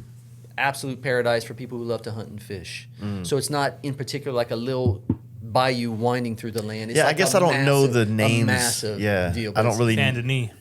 The what? Saint Denis. The Red Dead Redemption area. That's all swampy. Sorry. My boy. Just it. You know, I mean, we caught it the best time. The sun was starting to set. I got to see my first real gator in the wild, which was cool. Even though it wasn't that close, it's like you knew it was a gator. Airboats right there. Airboats. I mean, and the sun was setting. It had a cool vibe. The bar just on the water. It was like a dive bar that you would love. Good food, you know, like, and it's like, man, like this is it, dude. Like, I could see. That's what I told Peyton after the end of the weekend. I was like, dude, why would you want to go back to San Francisco? This is sick. Like, yeah, San Francisco has the vistas and stuff, but like, this is. I feel like you blow up all these spots in America. I mean, they are. San Francisco is a beautiful place, but it's like you can't live there. You know, like unless you're writing programs and inventing shit. Like you're gonna have a good life there. Or I mean, you could probably have a good life, but it's just like this place is like home, and you could build something here. You know, and So I was telling him, I was like, man, if you want to do a shop or build a motorcycle based company, do it here. You know, plant the flag, raise it, and people will find you. You know. Yeah, that's a great perspective and great advice. Because there's not, like he said, he doesn't have much of a chopper scene, or there's not much of a community at all in Lafayette. He just has like a couple of friends that he hooks up with on occasion. But I mean, that bike, the Dyna that I have in there that I'm working on painting, he's from Lafayette. I forgot to reach out to him while we were down there. But I was really trying not to like put it out there that I was down there because I didn't want like to have a lot of people, not that a lot of people would, but I didn't want to have to entertain anybody, you know, because I have that mentality. I have that like if somebody else comes, I feel responsible for you to have a good time. Mm-hmm. And then if I'm doing that, then I'm not able to focus on the job that I'm doing, you know. Is this for Jordan or one of Jordan's friends? Not Jordan. This dude's name is you got me tripping now. It's like Larry, I think. Oh, okay. Maybe I don't know him. I don't think he's Logan. I knew it started with L. Oh, okay. So nice dude. Has a cool ass like kind of like a sand dune like a truck. I don't know, but a lot of work into it. Cajun last name? I don't have his last name in my phone. It's Logan Dyna Paint Job. Dude, the way I name people on my phone is it's kind of fucked up, honestly. Yeah. Sean Chopper. Let's see. It's usually like the name Jordan FXR Paint Job. There you go. Chris Cafe Racer. That's Chris. Eddie Photographer LA. You know, like I need to put something like almost like an adjective or something in there to kind of like describe which Chris this is and which. Of course, you know. Speaking in emojis. Yeah, because if you put last names on there, I'm like Chris. Yeah. I feel like because of social media, we see like Instagram handles more than we see Cory Abear, you know, or Kyle Orr. Like I would probably Chris Zahner, yeah. I remember last names. Yeah. You know, that's not how you're wired. That's why, I mean, dude, I commend you on that because like you really like retain information and like I want to be that. Me and Mitch made this joke. I was like, Mitch, right? Yeah, Mitch. Nice to meet you, Mitch. Like we kept trying, and I still fucking forgot his first name. That remembering a name right off the bat is tough. It's very hard. He's good, but you seem honestly, like you do good at it. Well, okay, listen, because I'm trying to get better at it. Okay. Most of the time, when someone's introducing themselves to me for the first time, all I hear is Charlie Brown's teacher. Yeah. Wah, wah, wah, wah. Like, oh shoot, wait, what was that again? Yeah. Ray. Oh, hey, Ray. I got to repeat it. Yeah. I mean, I don't know what it is, man. It's just a skill that like takes practice. Yeah. You meet a lot more people nowadays too than back in the day. Mm-hmm. I mean, yeah, especially through doing all this stuff. I'm bad with names sometimes, and it's not from a lack of not caring. It's just like you said, maybe being wired a different way or whatever. Or maybe there's a part of me that feels like, well, I need to see this person another 2 times before I'm like invested. Because maybe they're not going to be around, or something like that. No, I get it. I have abandonment issues. That's what it is. It all comes down to your childhood. Yeah. Like all of everything, us, everything. But that paint job looks great, by the way. Oh, dude, I think it's very tasteful. I think it looks good, and it's like busy enough, but it's still classy enough. Mm-hmm. You know what I mean? So it kind of does both. I'm excited for him to get that, but yeah. Yeah, the whole experience was wild, man. Like, even now, like, I'm still a little nervous, like, hoping that Harley liked the photos, because when you go on one of these things, like, we were talking with Bobby, Mr. Photography. He helped out with the podcast last night. He went to shoot Chopper Fest on the ocean in Ventura. So, like, you kind of have your background's a little bit more scenic, so it kind of helps. But I've always said that, like, in my opinion, my ignorant opinion at that, I feel like being a great photographer is being able to walk away with something in any situation, being able to use whatever's in existence and find an angle or a perspective that's uniquely captures the moment and the feel. So that's the true skill of photography. Tim O'Keefe is a master at that, right? Amen. And so it's like one of those things that you have to like get mentally into a place to do the work and be there and see it and move around and kind of take yourself out of whatever's going on and just be like almost like a ghost in the ether and just see it from all angles, you know? Well, I thought the pictures came out great. They captured people having fun, the Yeah. essence of South Louisiana. You got some of the, traditional scenery of our homeland, and again, just people having fun. It came through in the photos, so Yeah. I think it's great. I hope it just opens up to more opportunities to do this again. I would do It's an another honor. I would do another hog rally. Like I get it now. I see what they do and how they go about it. And I think that instead of going into it with like all these preconceived ideas of what it is or isn't, like it's more like, oh, dude, I'm excited to go to Denver, Colorado, or Nebraska, Grand Island or some shit. Speaking of which, Joey Barella. Yeah. What's up, Joey? Joey was messaging me or commenting on Facebook from the post that Harley had done. Yeah. Well, I had shared it on mine, and Joey was like, "Oh, it might be time for me to break out my old hog vest," and he put pictures of nice. Colorado road captain and That's such and sick. such chapter. I'm like, "Hey, do it, dude. But Ain't nothing wrong with that." Barella is like a prime example of like he when I met him and he explained like what he was looking for, he's like, man, like he was a part of all that. He really was trying to find that community in Pueblo and those different towns along I-25 and whatnot. And when he came to the camp out, like it really connected him with so many other people, and he found like the groove he wanted to be in. Mm-hmm. He met Joe Kidd, he met Brian from Idaho, and got linked up with all those dudes. And I'm look at this dude now; he's building an amazing FXR for the tour this year. Yeah, he does good work. You But know. yeah, it was just funny. I didn't know about his background, like from Hog. And, Yeah. Hey, we all start somewhere. Yeah. And there's nothing wrong with it. Like I said, I came back with an appreciation. I guess I always considered, when I see someone wearing that type of vest with their chapter and all that, like, okay, dude, this is cosplay. You're not in a freaking 1%er club. Take it easy. But hey, whatever. They're having fun, enjoying life. And who am I to go shit on that? Like, Yeah. I'm not gonna. Yeah, it's like like we customize their bikes. Those vests are like that's their timeline. They're Tells a story, right? yeah. I mean, I've taken pictures of some of the vests there. I was like, man, I could look at your vest and like, it's told me the places you've been, some of the accomplishments within doing those like mileage things or whatever. And then, yeah, so I find that the vest thing in that world makes more sense because it's like a badge of honor. It's almost like you're, when you have the military coat and you have all your medals and stuff, but these are like memories attached to these, I get it. And Oh. listen, I'm in no position. I'm in no position to demean Bro, anybody. I'm working on my jacket right here. What is that? Fast life? Old fast life? You getting this, Kyle? Live to ride, baby. Dang, that's from your, what is this, Big Wheel Bagger days or Sportster No. days? So you remember Clay? Yeah. Clay. He just brought this jacket by one day and Clay said, Barnett? Yeah.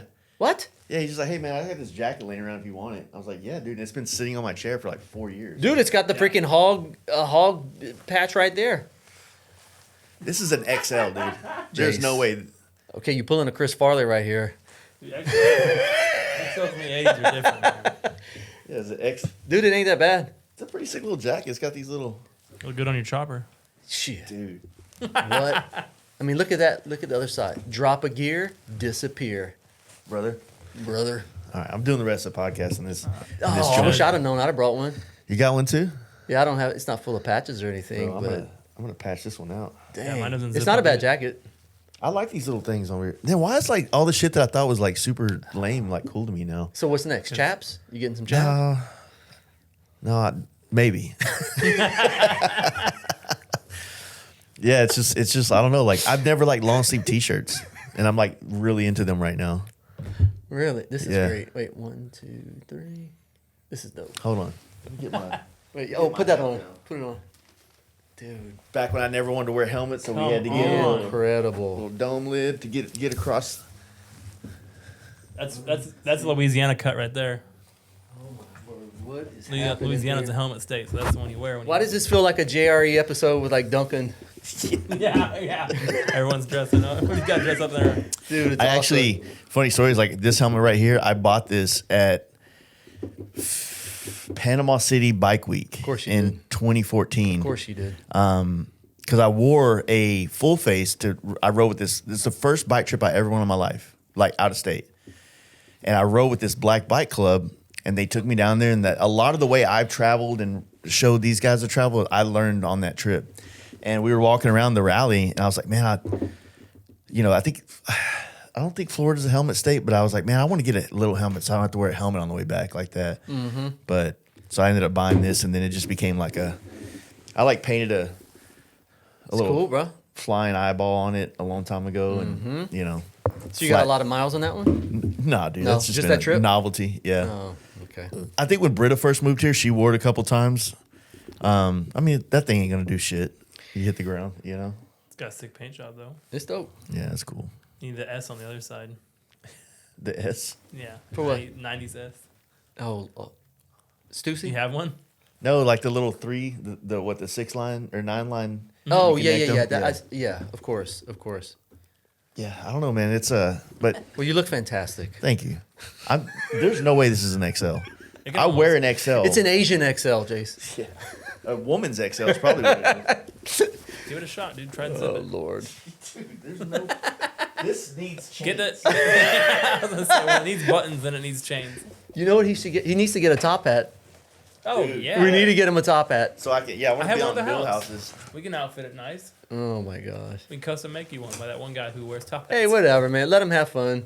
Like I was trying to say earlier, I can't clown anybody. Dude, you know I my. clown everyone because it's fun. I Yeah. expect it. But I have no room to clown anybody. I try not to make don't fun of either. people. I genuinely do not make fun of people. But I'm in no position. And lightheartedness. Yeah. I'm not laughing at you. I'm laughing with you, pal. But listen, these people are smashing miles. Their bikes aren't cool. Not them. I typically ride cool bikes. I don't even put $5,000 a year. Yeah, These yeah. people are smashing 50. Who am I? Yeah. I'm a nobody. You know? It's funny, like talking about like clubs within like this world. So my wife's dad, he was a CHP cop in LA back in the 90s and stuff like that, but he still rides. He has a street glide and stuff like that. He's part of a group of people that do like Disneyland. They have Disneyland cuts because they live out there in Orange County, and like a full ass club, but it's like Disneyland. That's weird. I'm saying, but it exists, and they're a community of people. I don't know. I'm gonna pull it up. Listen, man, I'm sorry. I can't get down with like adults who are like seriously into Disney. That's adults. weird to me, man. Huh? Disney adults.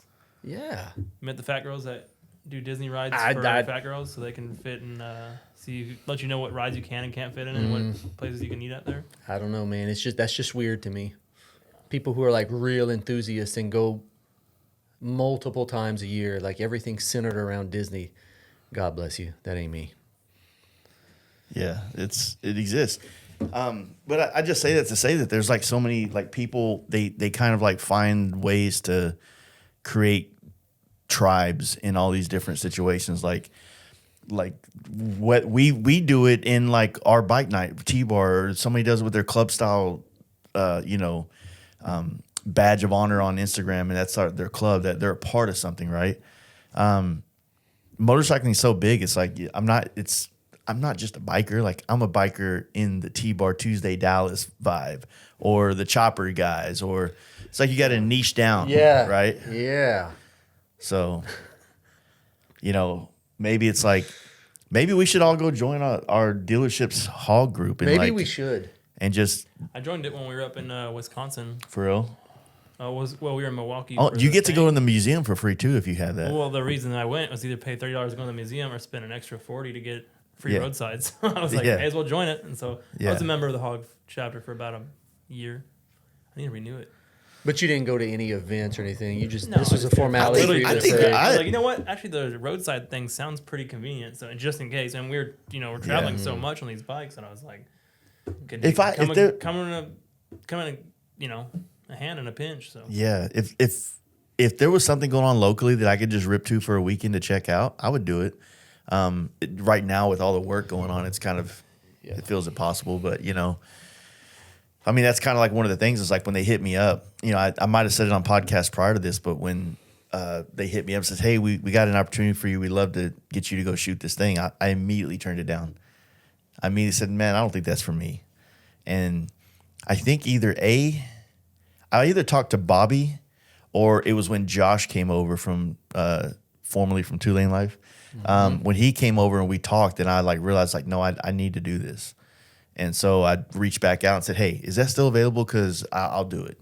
It wasn't convenient in the sense of like I have all this stuff going on here, but it was just kind of like an opportunity, like, you know. Yeah, but explain why you initially said no immediately. Because I didn't feel like it's not my world. exactly. You know, like, but again, that goes to the whole thing of like, okay, well, if I want to say, or, you know, even be able to carry I guess it would be moniker of being a photographer, then you have to be able to take an assignment and go produce something. And so, you know, I'm not saying that I'm like somebody that wants to be a wedding photographer, but there's like something about that. It's like, man, you know, that might be fun to do something I'm not used to doing.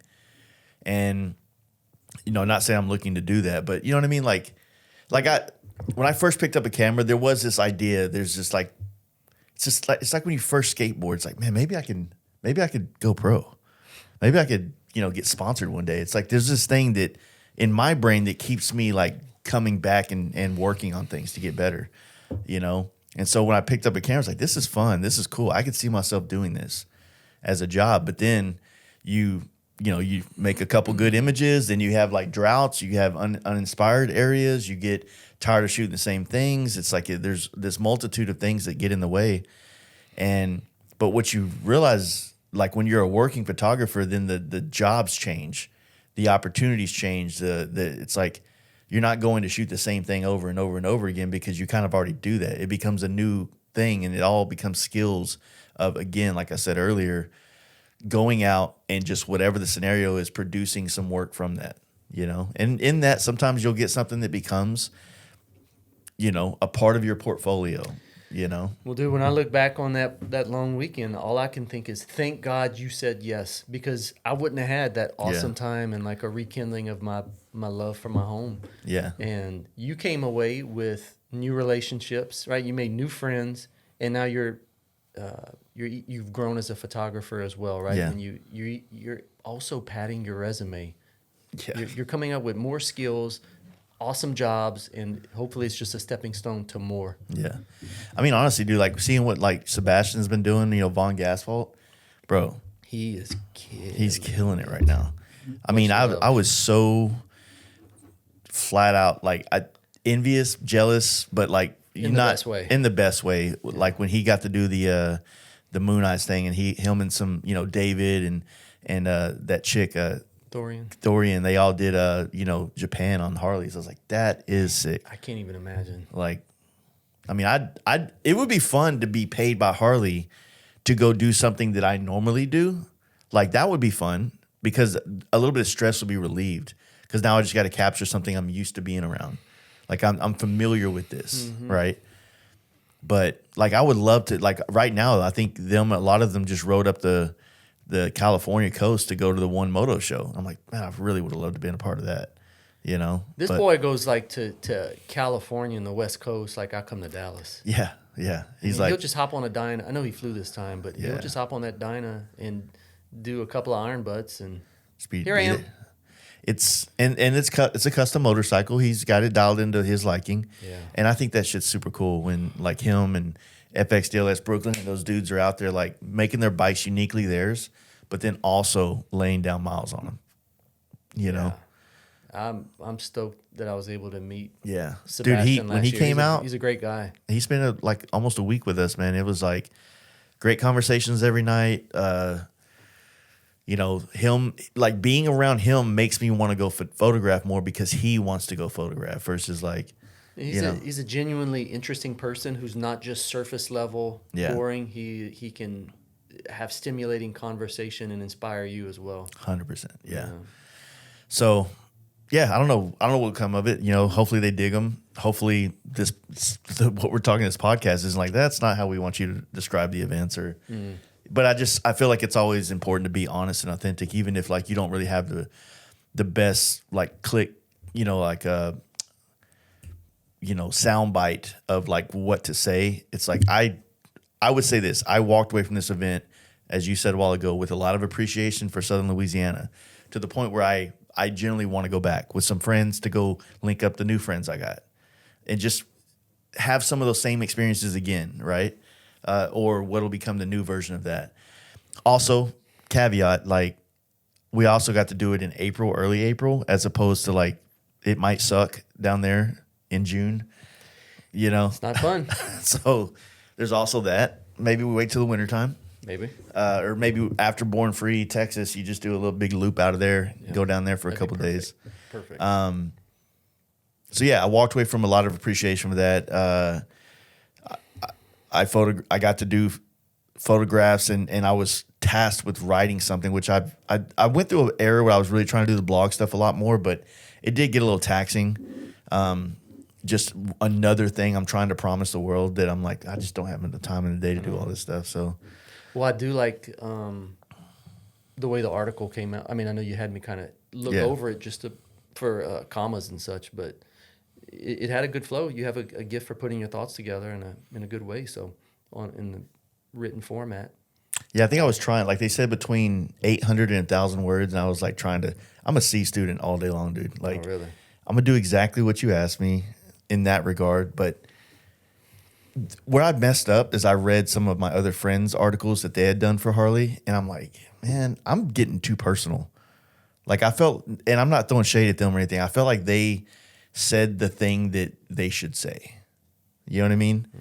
And I was trying to do a story arc of these people I met and how this bridge between, this young guy on this bike and his dad who's apart. Like, I'm trying to sell a sitcom, basically. You know what I mean? That's what it felt like. And I was like, I need to dial this back, It's overthinking it. Everybody's own personality is coming through, so there's nothing wrong with that. I was planning on vlogging that whole trip. And so I filmed everything on the bike going there. And then when I got there, I was like, I'm so nervous about shooting that I don't need to add this layer of need to do this. If I'm doing any camera work, it needs to be with the camera. Yeah, and you're on their dime. Yep. You don't need to be double dipping. Yeah, exactly. Yeah, so, just stay focused on the assignment, right?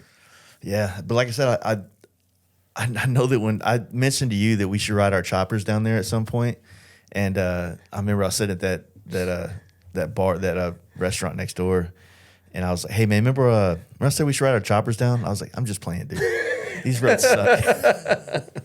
The roads weren't that bad. It's not that bad. But some of the back roads coming in, because I did all back roads from Dallas. I didn't do any major highway down there. And there was some spots once I crossed over into Louisiana. I was like, God. Oh, man. And Dude, whenever I went up to meet you that Sunday morning, because you were staying in rain. Yeah. And the roads that I took from Erath through Kaplan, going up into Rain, through Indian Bayou and Rain, that's typical Louisiana crap. Just a patchwork of patches. And it's just Google. Yeah, It sucks. And that's kind of how I remembered riding in South Louisiana. I mean, I would still ride the chopper down there. It's not when you're on a chopper, you're kind of like you're looking at the road more than if you're blasting at 90 miles an hour on a road glide. That's true. So like it's just it's a different. That's why I keep saying visceral, because you're doing more things on a bike that has less things to do on it. What'd you think when you jumped on the road glide for a minute? It was fantastic. It was very. I mean, I know this is a much bigger, heavier bike than my M8 Softail, right? My Street Bob. But it felt nimble and light, not hard to maneuver. Yeah. It just felt like easy to ride. Quite honestly, shout out to Harley. They did a great job on the design and engineering of the bike for sure. Other thing I wanted to ask you is, like, you got to do a semi-long trip in the new Kabuto helmet. What's your thoughts of that? Let's sell those helmets, baby. Offer code Fast Life. Not yet. Dude, we're gonna it get was one. it's fantastic. I absolutely, and I'm not just saying that because you're affiliated with them or anything like that. The helmet was incredible. I come from a background of riding like Japanese helmet. Right, Shoei has always been my brand, and I associate Shoei with like top tier. I mean, they've got like a wind tunnel they had one before everybody else, right? They take design and safety and aerodynamics, they take it very seriously. So, and we all know the Japanese do not mess around when it comes to quality and just the overall workmanship. But that helmet was very showy, like the quality was just as good, if not better. And same thing as like I used to rock a Shoei RF 1200. I mean, from the first time you put that helmet on, it's like, oh yeah. There's no like hot spot where it's crushing your skull or pushing your cheeks or whatever. Like it felt good right from the jump. It had good airflow. I absolutely love the look of it. Mm-hmm. I feel like we were talking about earlier without not throwing any shade at any other helmet, but it's like there's this evolution I feel like visually that I'm getting at where like the other helmet we've been associated with is starting to become... It's dating this time period. It's almost like it hasn't evolved into like a neck. It's still a sick helmet. It still looks good, but I guess my taste is changing now. Yeah, I'm over it. That way. It's nothing to do with the helmet. The helmet's great. My taste is changing to something of a different look, and I actually really love. I've always liked the shape of the Bell Star helmet. You know, like I like that kind of spoiler coming off. It's just very racy. And that's why I've liked the shape of the Mod Bandit because it seemed like it had a little bit of that elongated kind of like you're tucked in. The helmet, the flow is going over you. Yeah. But the Aeroblade, which is the newer model that Kabuto dropped, has like the shape that you want, but it doesn't have as many like external spoilers that are like, stuck on, if you will, that you would, for me to paint one, it's hard to get the stuff needed to reinstall those things correctly. That's why I haven't really dived deep into painting these helmets yet. But as you see, I got a couple downstairs I can blow apart and see what is going to take to do them. And I'm actually excited to paint them because of it being a new canvas now and giving me a little bit of a new playing field to figure out how to flow a style into it or whatnot. Mm-hmm. So there's a lot of that going on. I mean, I've just been a little bit stagnant with wanting to paint helmets lately. So I have like 3 or 4 left on my list, and I really haven't taken any in. And I don't know how much I want to take into that. I really want to paint bikes. Nobody's asking me to paint bikes anymore. All my really good customers, like the Wintons and those guys that I love to death, like they keep me doing well with helmets, and I will always be forever grateful. But I'm like, I want to paint a bike, dude. I want one of those. Yeah. Well, look, I'm super anal. I'm very picky, and I don't just say I like something just for the sake of saying it. Like, I was very impressed with this helmet, and for me to come out and actually give it kudos, and like my thumbs up of approval, I mean it. Yeah, it's a damn good, comfortable, stylish helmet. Yeah, get one. Again, the one that we're talking about in question is the Aeroblade F.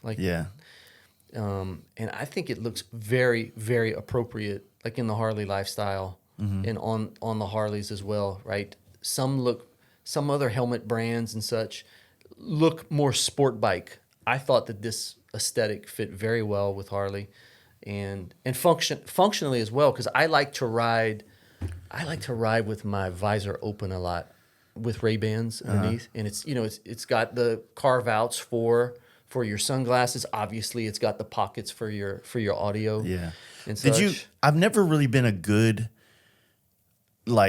resource to say whether or not I think something's loud or quiet, sound wise. But I guess not to compare it to anything, but was that a bother of you to feel like you heard a lot of outside noise?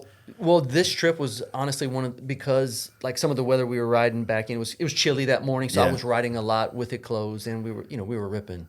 So it was too much to have my visor open. But even when it was closed, I thought it felt. I mean, no helmet's going to be quiet like you're in this little vacuum chamber. Yeah. But it was definitely on par with any other top brand you could think of as far as airflow and just the overall comfort and the wind noise and such. And like I said, I like to ride with my visor open, and sometimes intermediate. It drives me nuts when the detents aren't strong on a visor and you start ripping and it starts either slamming down or it goes up. Yeah. That's not going to happen on this helmet. It is super strong. And I like coming in the center like that rather than like offset and, and it's getting all cocked. So that center and the mechanisms are super easy to operate. So bravo to that team. They said that basically they have to have a locking thing for it to be approved for certain safety ratings, and MotoGP has to have that. Yeah. So the visor is the same visor that's on the F17 helmets, which is their MotoGP helmet. It's the same visor, everything. It's just it clicks onto this helmet as well. I had no idea. So that's why it still has that locking mechanism on it. Okay. Yeah, well, it's very easy to use even with gloves on. I had no problem opening and closing. Yeah. And some like locking mechanisms on other brands are they're funky. Yeah. They're just very funky and hard to operate with gloves, and it's not the case with this one. Yeah. Where are we at right now? 150. Cool. Oh, I wanted, since we had you in here, I figured we can all go down a chopper. Oh. Little chopper tangent a little bit. Yeah, chopper talk. I still can talk on this subject. I still know enough. When are you gonna finish your chopper, dude? I know. I'm sorry. I apologize. Like I told you, dude, I get mine done and yours stops. It's I like, know. Well, He's always So- over here. I have been, and honestly, I don't have that much more to do to finish, my chopper, Nadine, right, to finish the fab work and like send it off to get, for you to paint it and such. But I've just been in like hustle mode. There's a demand for people wanting my mid controls, and I'm here to provide. Yeah. So property taxes aren't getting any cheaper every year. Yeah. So I'm here to hustle. I'm here to make money. If you want to buy my parts, I'm not going to keep you waiting. So I have been in this mindset of, for the past several years, all I've made is like those Frisco mid controls, which are very high mounted chopper foot controls. And that's been great. But then when you and I did your shovel head chopper last year, I kind of reintroduced an old kit, what I call the tranny mid controls that are much lower, that mount to the transmission plate. And so since your bike came out, people started hitting me up. Hey, when are you going to make these again? So I did. And those have been selling really well. And like we've said many times before, dude, my most fulfilling, most fun thing that I love the most in life is creating and designing and bringing like something into fruition that didn't exist before. So I also developed three new foot control kits as well, like in playing with Nadine. I've got 2 new foot kits, again, mount to the forward control position, 2 that are for hydraulic foot control, for foot clutch, right? Yeah. So for jockey shift applications. And then one is for a standard foot shift. And I think they're cool because like 2 of them, especially, the foot position is significantly closer to you than a traditional forward control. So it's much more, you're not all stretched out, and you still have like a nice bend in your leg. It's very, very comfortable. No, it's not quite mids, but sometimes on bikes the mids are so far back that you feel kind of cramped. This is very comfortable for a foot control position. So that's what I've been doing. Is just like I said, I've been hustling, and plus I've got like home projects and stuff. Like I'm building a deck and doing home improvement stuff. But hopefully here in the very near future, I'll be able to finish the little amount of fab work that I have. Have you not thought of like, because like when you made that tail light license plate bracket, like why not bang some of those out and sell a few of those? It seems like that would be a decent little hustle, Yeah, perhaps. I don't know. I mean, I think it's probably because I can't hardly keep up with foot controls. Like they keep me busy. And I'm thankful. I'm thankful for everybody who's ever spent a dime with me. That's great. Because, I mean, you're fueling my passion and my creativity, and I'm getting to have fun and make a few extra dollars to support my family. So I don't need to do any of this. I enjoy doing this. And like I said, I use this money to have fun with my family and for doing paying not so fun stuff like property taxes and that sort of thing, which I don't look forward to every year. So that helps to fund that sort of thing. So I can imagine property taxes in your place is don't want to know what I spend a year. Yeah. I mean, with Kyle getting on one, which I think we're going to be doing, I forgot we're going to be doing another Quaint Zone with Jaden and probably going down that rabbit hole of like Kyle's chopper journey.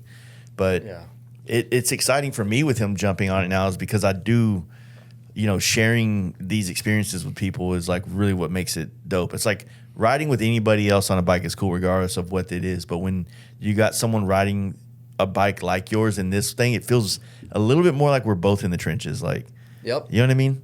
100%. Of course. It's nothing. And I mean, it's contagious when you have a friend who's so freaking hungry and wanting to soak up everything about this medium, this new motorcycle medium. And I've been pulling everyone up. yeah, man, choppers are fun. You know, we were talking about this with Graham last night. I don't know if I'm going to put this podcast out first or his, but I really feel it's going to be interesting to see how much shift happens in the scenes that we've all kind of been a part of with, you know, look, Thrashing and those dudes are so people dig what they're doing. I dig what they're doing, right? So y'all went to the thing in Sturgis last year, and there was so many people at that event, right? The taco run thing, right? So with them jumping on panheads and wherever they end up taking these bikes, like how many people are going to be, you know, influenced, inspired by that are going to want to go down this path. So it's good for guys that make products, and it rises that tide a little bit. But like anything, it does bring a lot of people in it that's chasing the trend, you know, which. Great. Now panhead prices just went up, huh? Well, I mean, they always been up. Again, another surge. We need to get Evo prices up, baby. Oh, easy. Wait till I'm done. Yeah. Well, I don't mean like chasing trends and whatever. I mean, in some form or fashion, like I got inspired to jump on a chopper through the channels in which that inspired me. Therefore, I wanted to try it. So, yes, in a sense, I'm chasing a trend, or, you know, in that like simplistic, you know, way of saying it. But I hope that people won because of a true challenge of riding a different type of bike, having a different type of experience on motorcycles, not just because, well, that's what these guys are doing and these guys are doing, so I need to do it too, to be one of the guys. If you're riding around, if you, like, we've always seen this happen when we were doing all the T-bar stuff. James, remember, shows up to bike night on a V-Rod, and before you know it, the dude's like, I want a bike like y'all's. He's not chasing a trend. He's literally inspired by what we're doing, and he wants to do it too. He's like, I want to do that too. That looks like fun. Yeah. You know, same way I got heavily inspired wanting to learn to fabricate, helping you do the gold FXR chop. I was like, dude, this is what I want to do. But it's like, if I didn't get inspired by it, I wouldn't be chasing this these skills and this stuff now, you know? So, well, as long as people are doing it for the right reasons, not just to hop on a trend, but it's coming from a place pure within you, I applaud it. Let's go, baby. Name my chopper Bandwagon. Bandwagon? I'll ride it on the belt. No, you need to draw like one of your dicks on the tank, but like find a way to make it a bandwagon dick. Yeah. You know what I'm saying? He does want to do one of his famous penis drawings. I was gonna do something on it. I don't know if it'll be a penis, but it should probably be a penis. I think it should be one of those. Maybe let's get the stance right first. You know, like maybe that should be the top priority. There's no time for that kind of talk right now, right? Where's the cock gonna fit? It's gonna get stitched in his seat. Oh boy. There's probably some play on words where you can use some term for penis and the chopper, or, you know, we'll whiteboard that, I guess, you know. Focus group it. So I mean, you're Sturgis every year, right? Yeah. So year. I mean, you have the Softail as the backup, but is there not this feeling of wanting to have like a fresh build at Sturgis? Well, yeah, there's always that feeling, but it's still a new bike for me. Like this, having this M8 Softail, I can't take much credit for it, right? Marcus and Stephanie initially owned it, and then sold it to Tim O'Keefe, and then you painted it, so it's got a little bit of all my family in it. But it's still new to me, and I love the bike. I think I would still have a wonderful Sturgis experience, even though it's not like one of my builds. Whatever. I don't have this ego where I need to like go flex on people. Mm-hmm. No, I just want to go have fun in Sturgis. But it's still a new bike to bring to Sturgis every year, and that's perfectly fine by me. Yeah, it'd be nice if I had Nadine all done and I could bring it for another go round, which I think I will after the second round of remodeling, makeover. But maybe some other time. I mean, you could literally just be a born free builder right now for Texas. Get it done for Texas, you know. I know you don't like joining the. I'm okay. I'm not looking for anything. Yeah. Anything like that. It's okay. He's gonna ride it there. Yeah. Flex on Yeah. that way. I just. Well, he rode it home from there, and that's when he noticed that the frame was cracked on it. Yeah. The next day, I'm like, oh God, I rode home with a broken frame. I'm assuming it happened at some point on the way home, but I love the direction that the bike is going. Like, because at first I had this attitude, like, I'm not touching it. This was Lloyd's vision and all. And then once that frame broke and I realized there were truly some things that needed to be addressed, I had no problem with, like, okay, I rode around with it looking in his vision or with his vision for the first year. And now I'm going to do my own thing. I'm going to put my own style on it and my own touches. And I like the way that it's turning out. It's got Lloyd's DNA all over it, but with my little bit of my seasoning. You know, I made mufflers for the first time. Yeah, those look cool. It looks sick. Thank you. But I think little baseball bats is what they remind me of. that's why I said, because Nadine's a hitter. That's why I made him. I gave him a baseball bat profile. Yeah, I domed it in, and it looks like a thick wall. Yeah, it does. Yeah, so Like I hope it's almost it sounds machined out. Is what it looks like. Good. Yeah, it looks like it's carved out of a chunk. Yeah. But I do need to detune this bike. It's just too nasty and gnarly. It's too difficult to start. It's got almost 11-to-1 compression on a stroker shovel, and like, nah, dude, I want a kitty cat. Unfortunately, the pistons are very expensive from S&S to go from the high compression version to the low compression. They're like a freaking $1,000 for some pistons, but whatever. So I'm gonna put low compression pistons, which will bring the compression down to like 9 or 9.5 to 1. And then also the cam is too gnarly. It's a C grind. I'm gonna go with an Andrews B grind, less lift and duration. So hopefully these things in combination will Kind of give me a tone overall, it down some. yeah. And look, I don't weigh but $175, right? I'm not like freaking Brooks, who just walks up to the bike and starts it straddled and just boom, boom, boom. You know, like it's a little 50cc moped or something. You know, I'm doing my best. It's giving my everything. And when you're dealing with a magneto-fired bike, these are very faint sparks. So that's another thing that makes it more difficult. I'm keeping the magneto. I'm not getting rid of it. Yeah, that's cool. But I'm going to try my best to detune this bike and make it a little bit less gnarly. Because I'm already, I mean, I got the Road Glide coming up next. Just got to get a little bit of sauce on it. And then, you know, I'm getting super antsy again after, you know, watching Kyle, like helping him figure out these things that I had to figure out. And then now it's like I really want to go start, like, I'd like to next year. I'd like to collect some stuff this year and like maybe early next year. Yeah. Try to like pump out like an Evo chop and maybe ride it to California or something. But then again, if the thing keeps going well with Harley and I get to be a part of the program again next year, like there's just too much can change between now and then. So look here, player. yeah. You need to sell some freaking bikes because you got a stable down there. We're going to have difficulty walking around and navigating this shop. You need to get rid of some before you keep accumulating. I want to have all 4 bikes done for like a couple of weeks so I can flex. Just just see all 4 bikes dialed in and done. Like, yeah. I mean, if you really think about it, like if you take away the gold FXR chop and that's not an equation, I have 3 different styles of bikes that have 3 different types of experiences on it. I got the Road Glide that's just like does it. The chopper does it for me internally differently, right? Something there. Mm-hmm. But the FXR, like the Ventura FXR is just literally like a ripper. A fun bike that's narrow, that's fun, that's got suspension. Does it all. It does it all. Like the Road Glide does, not as fast as the Road Glide, but it has storage. It can travel. It can do those things. So those 3 bikes really just like check all the boxes of each one feels different to ride. It's a different experience, right? We were saying this at lunch. I was like, everybody that keeps reaching out and saying they want to do another bike or do a chopper, it's like the goal needs to be to do a bike that feels different, not try to make the bike be a Road Glide, but it's a chopper. You know, like the point is that it feels different, but ride a carburetor. There's nothing wrong with it.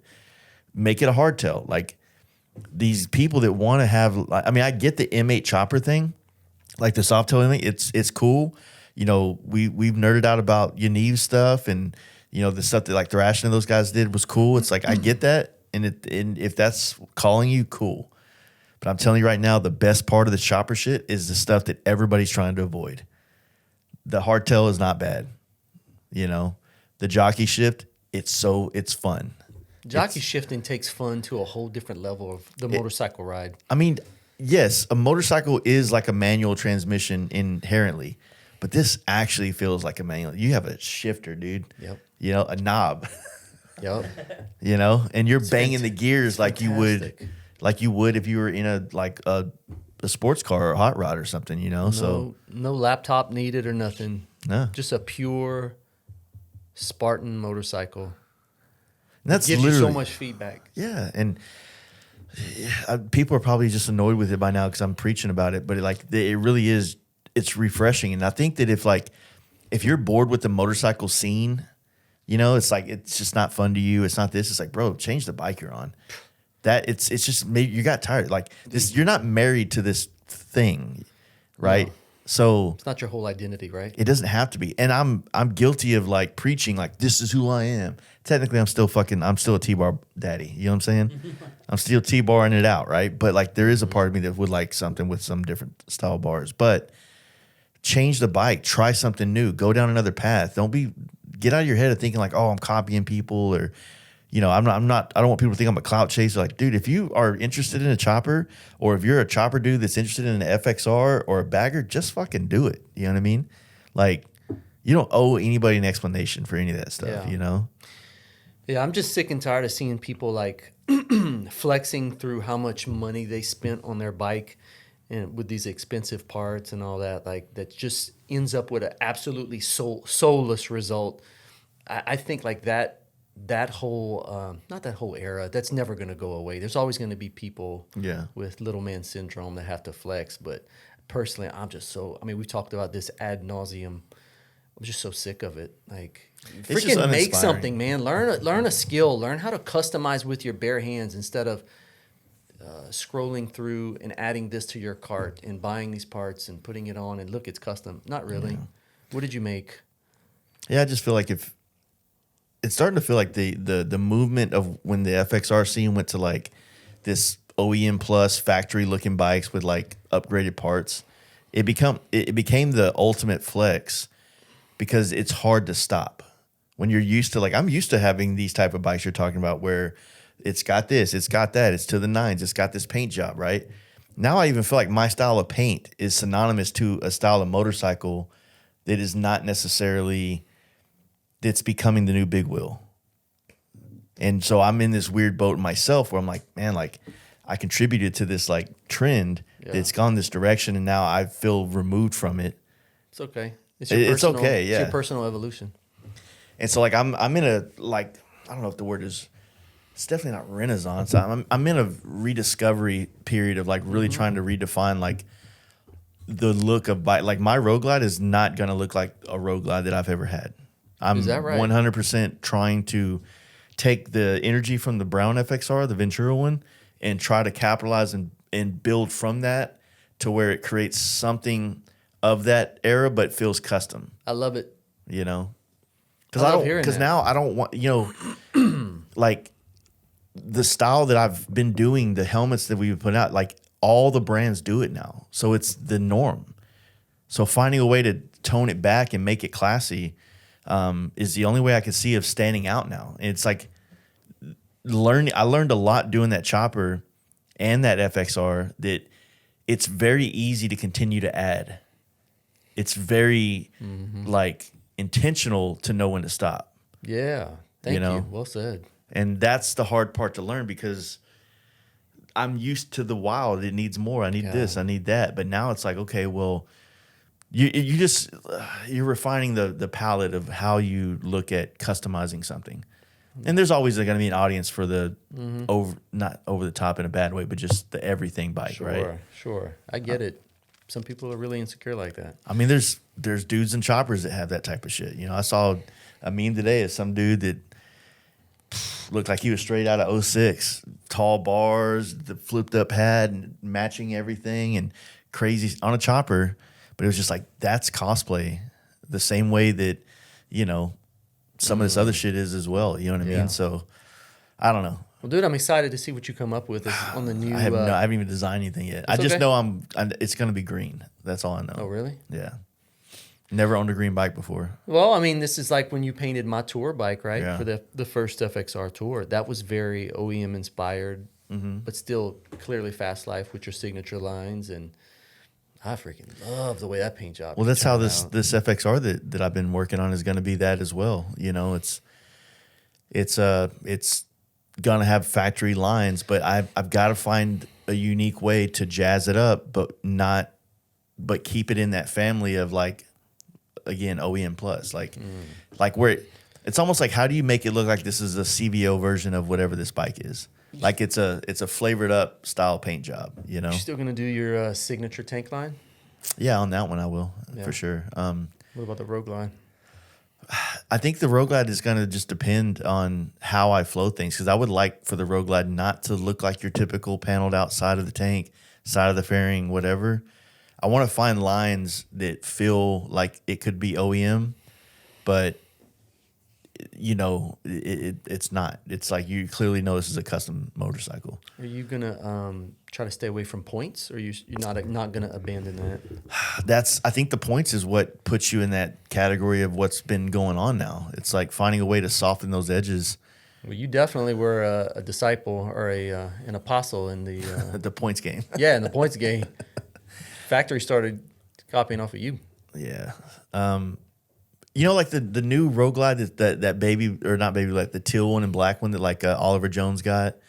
Like that is a good looking bike, and I feel like that scheme, like that one, and I think there's a purple one that's similar to that. Those are like lines that I feel like Harley did a good job with, that fit that FXR, like OEM FXR culture that wants an OEM looking paint job.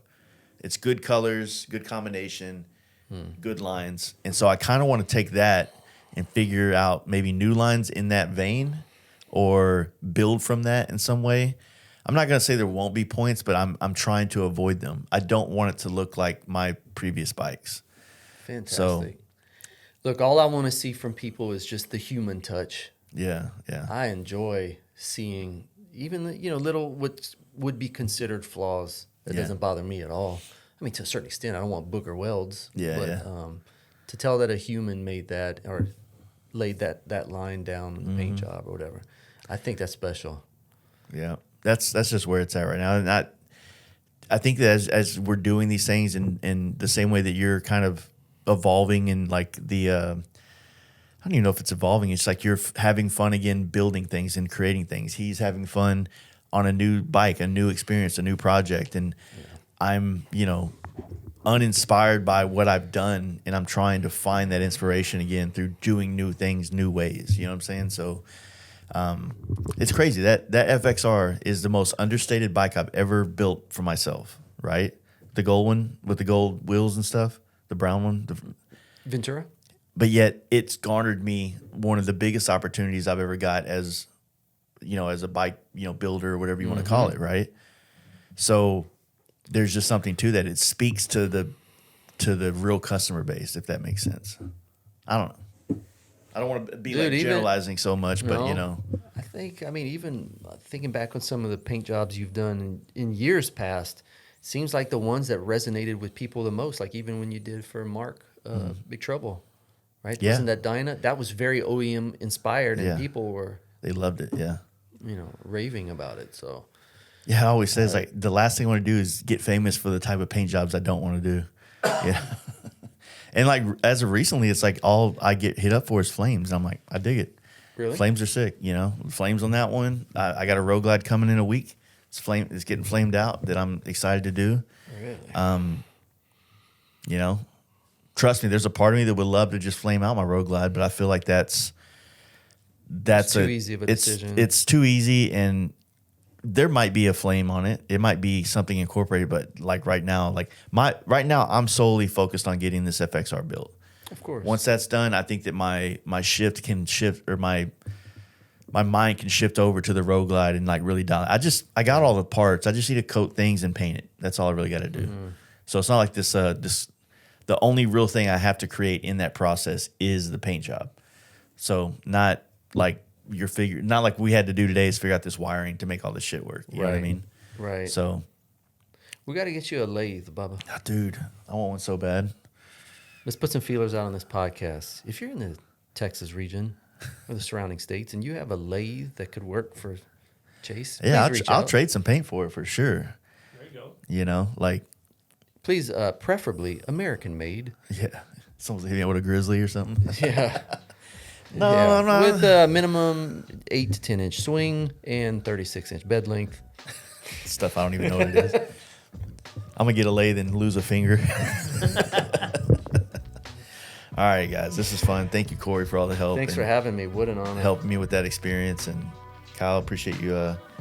running the cams. No problemo. Yeah. All right. This is fun. Thanks for having me. We are a little bit. I'm tired as fuck. That food really put me to sleep. I'm I'm done. getting my second win now. All right. Really? Yeah, I drank a Chilling thing of now. coffee and I'm still like chilling. Damn son. All right, thanks. Thank you.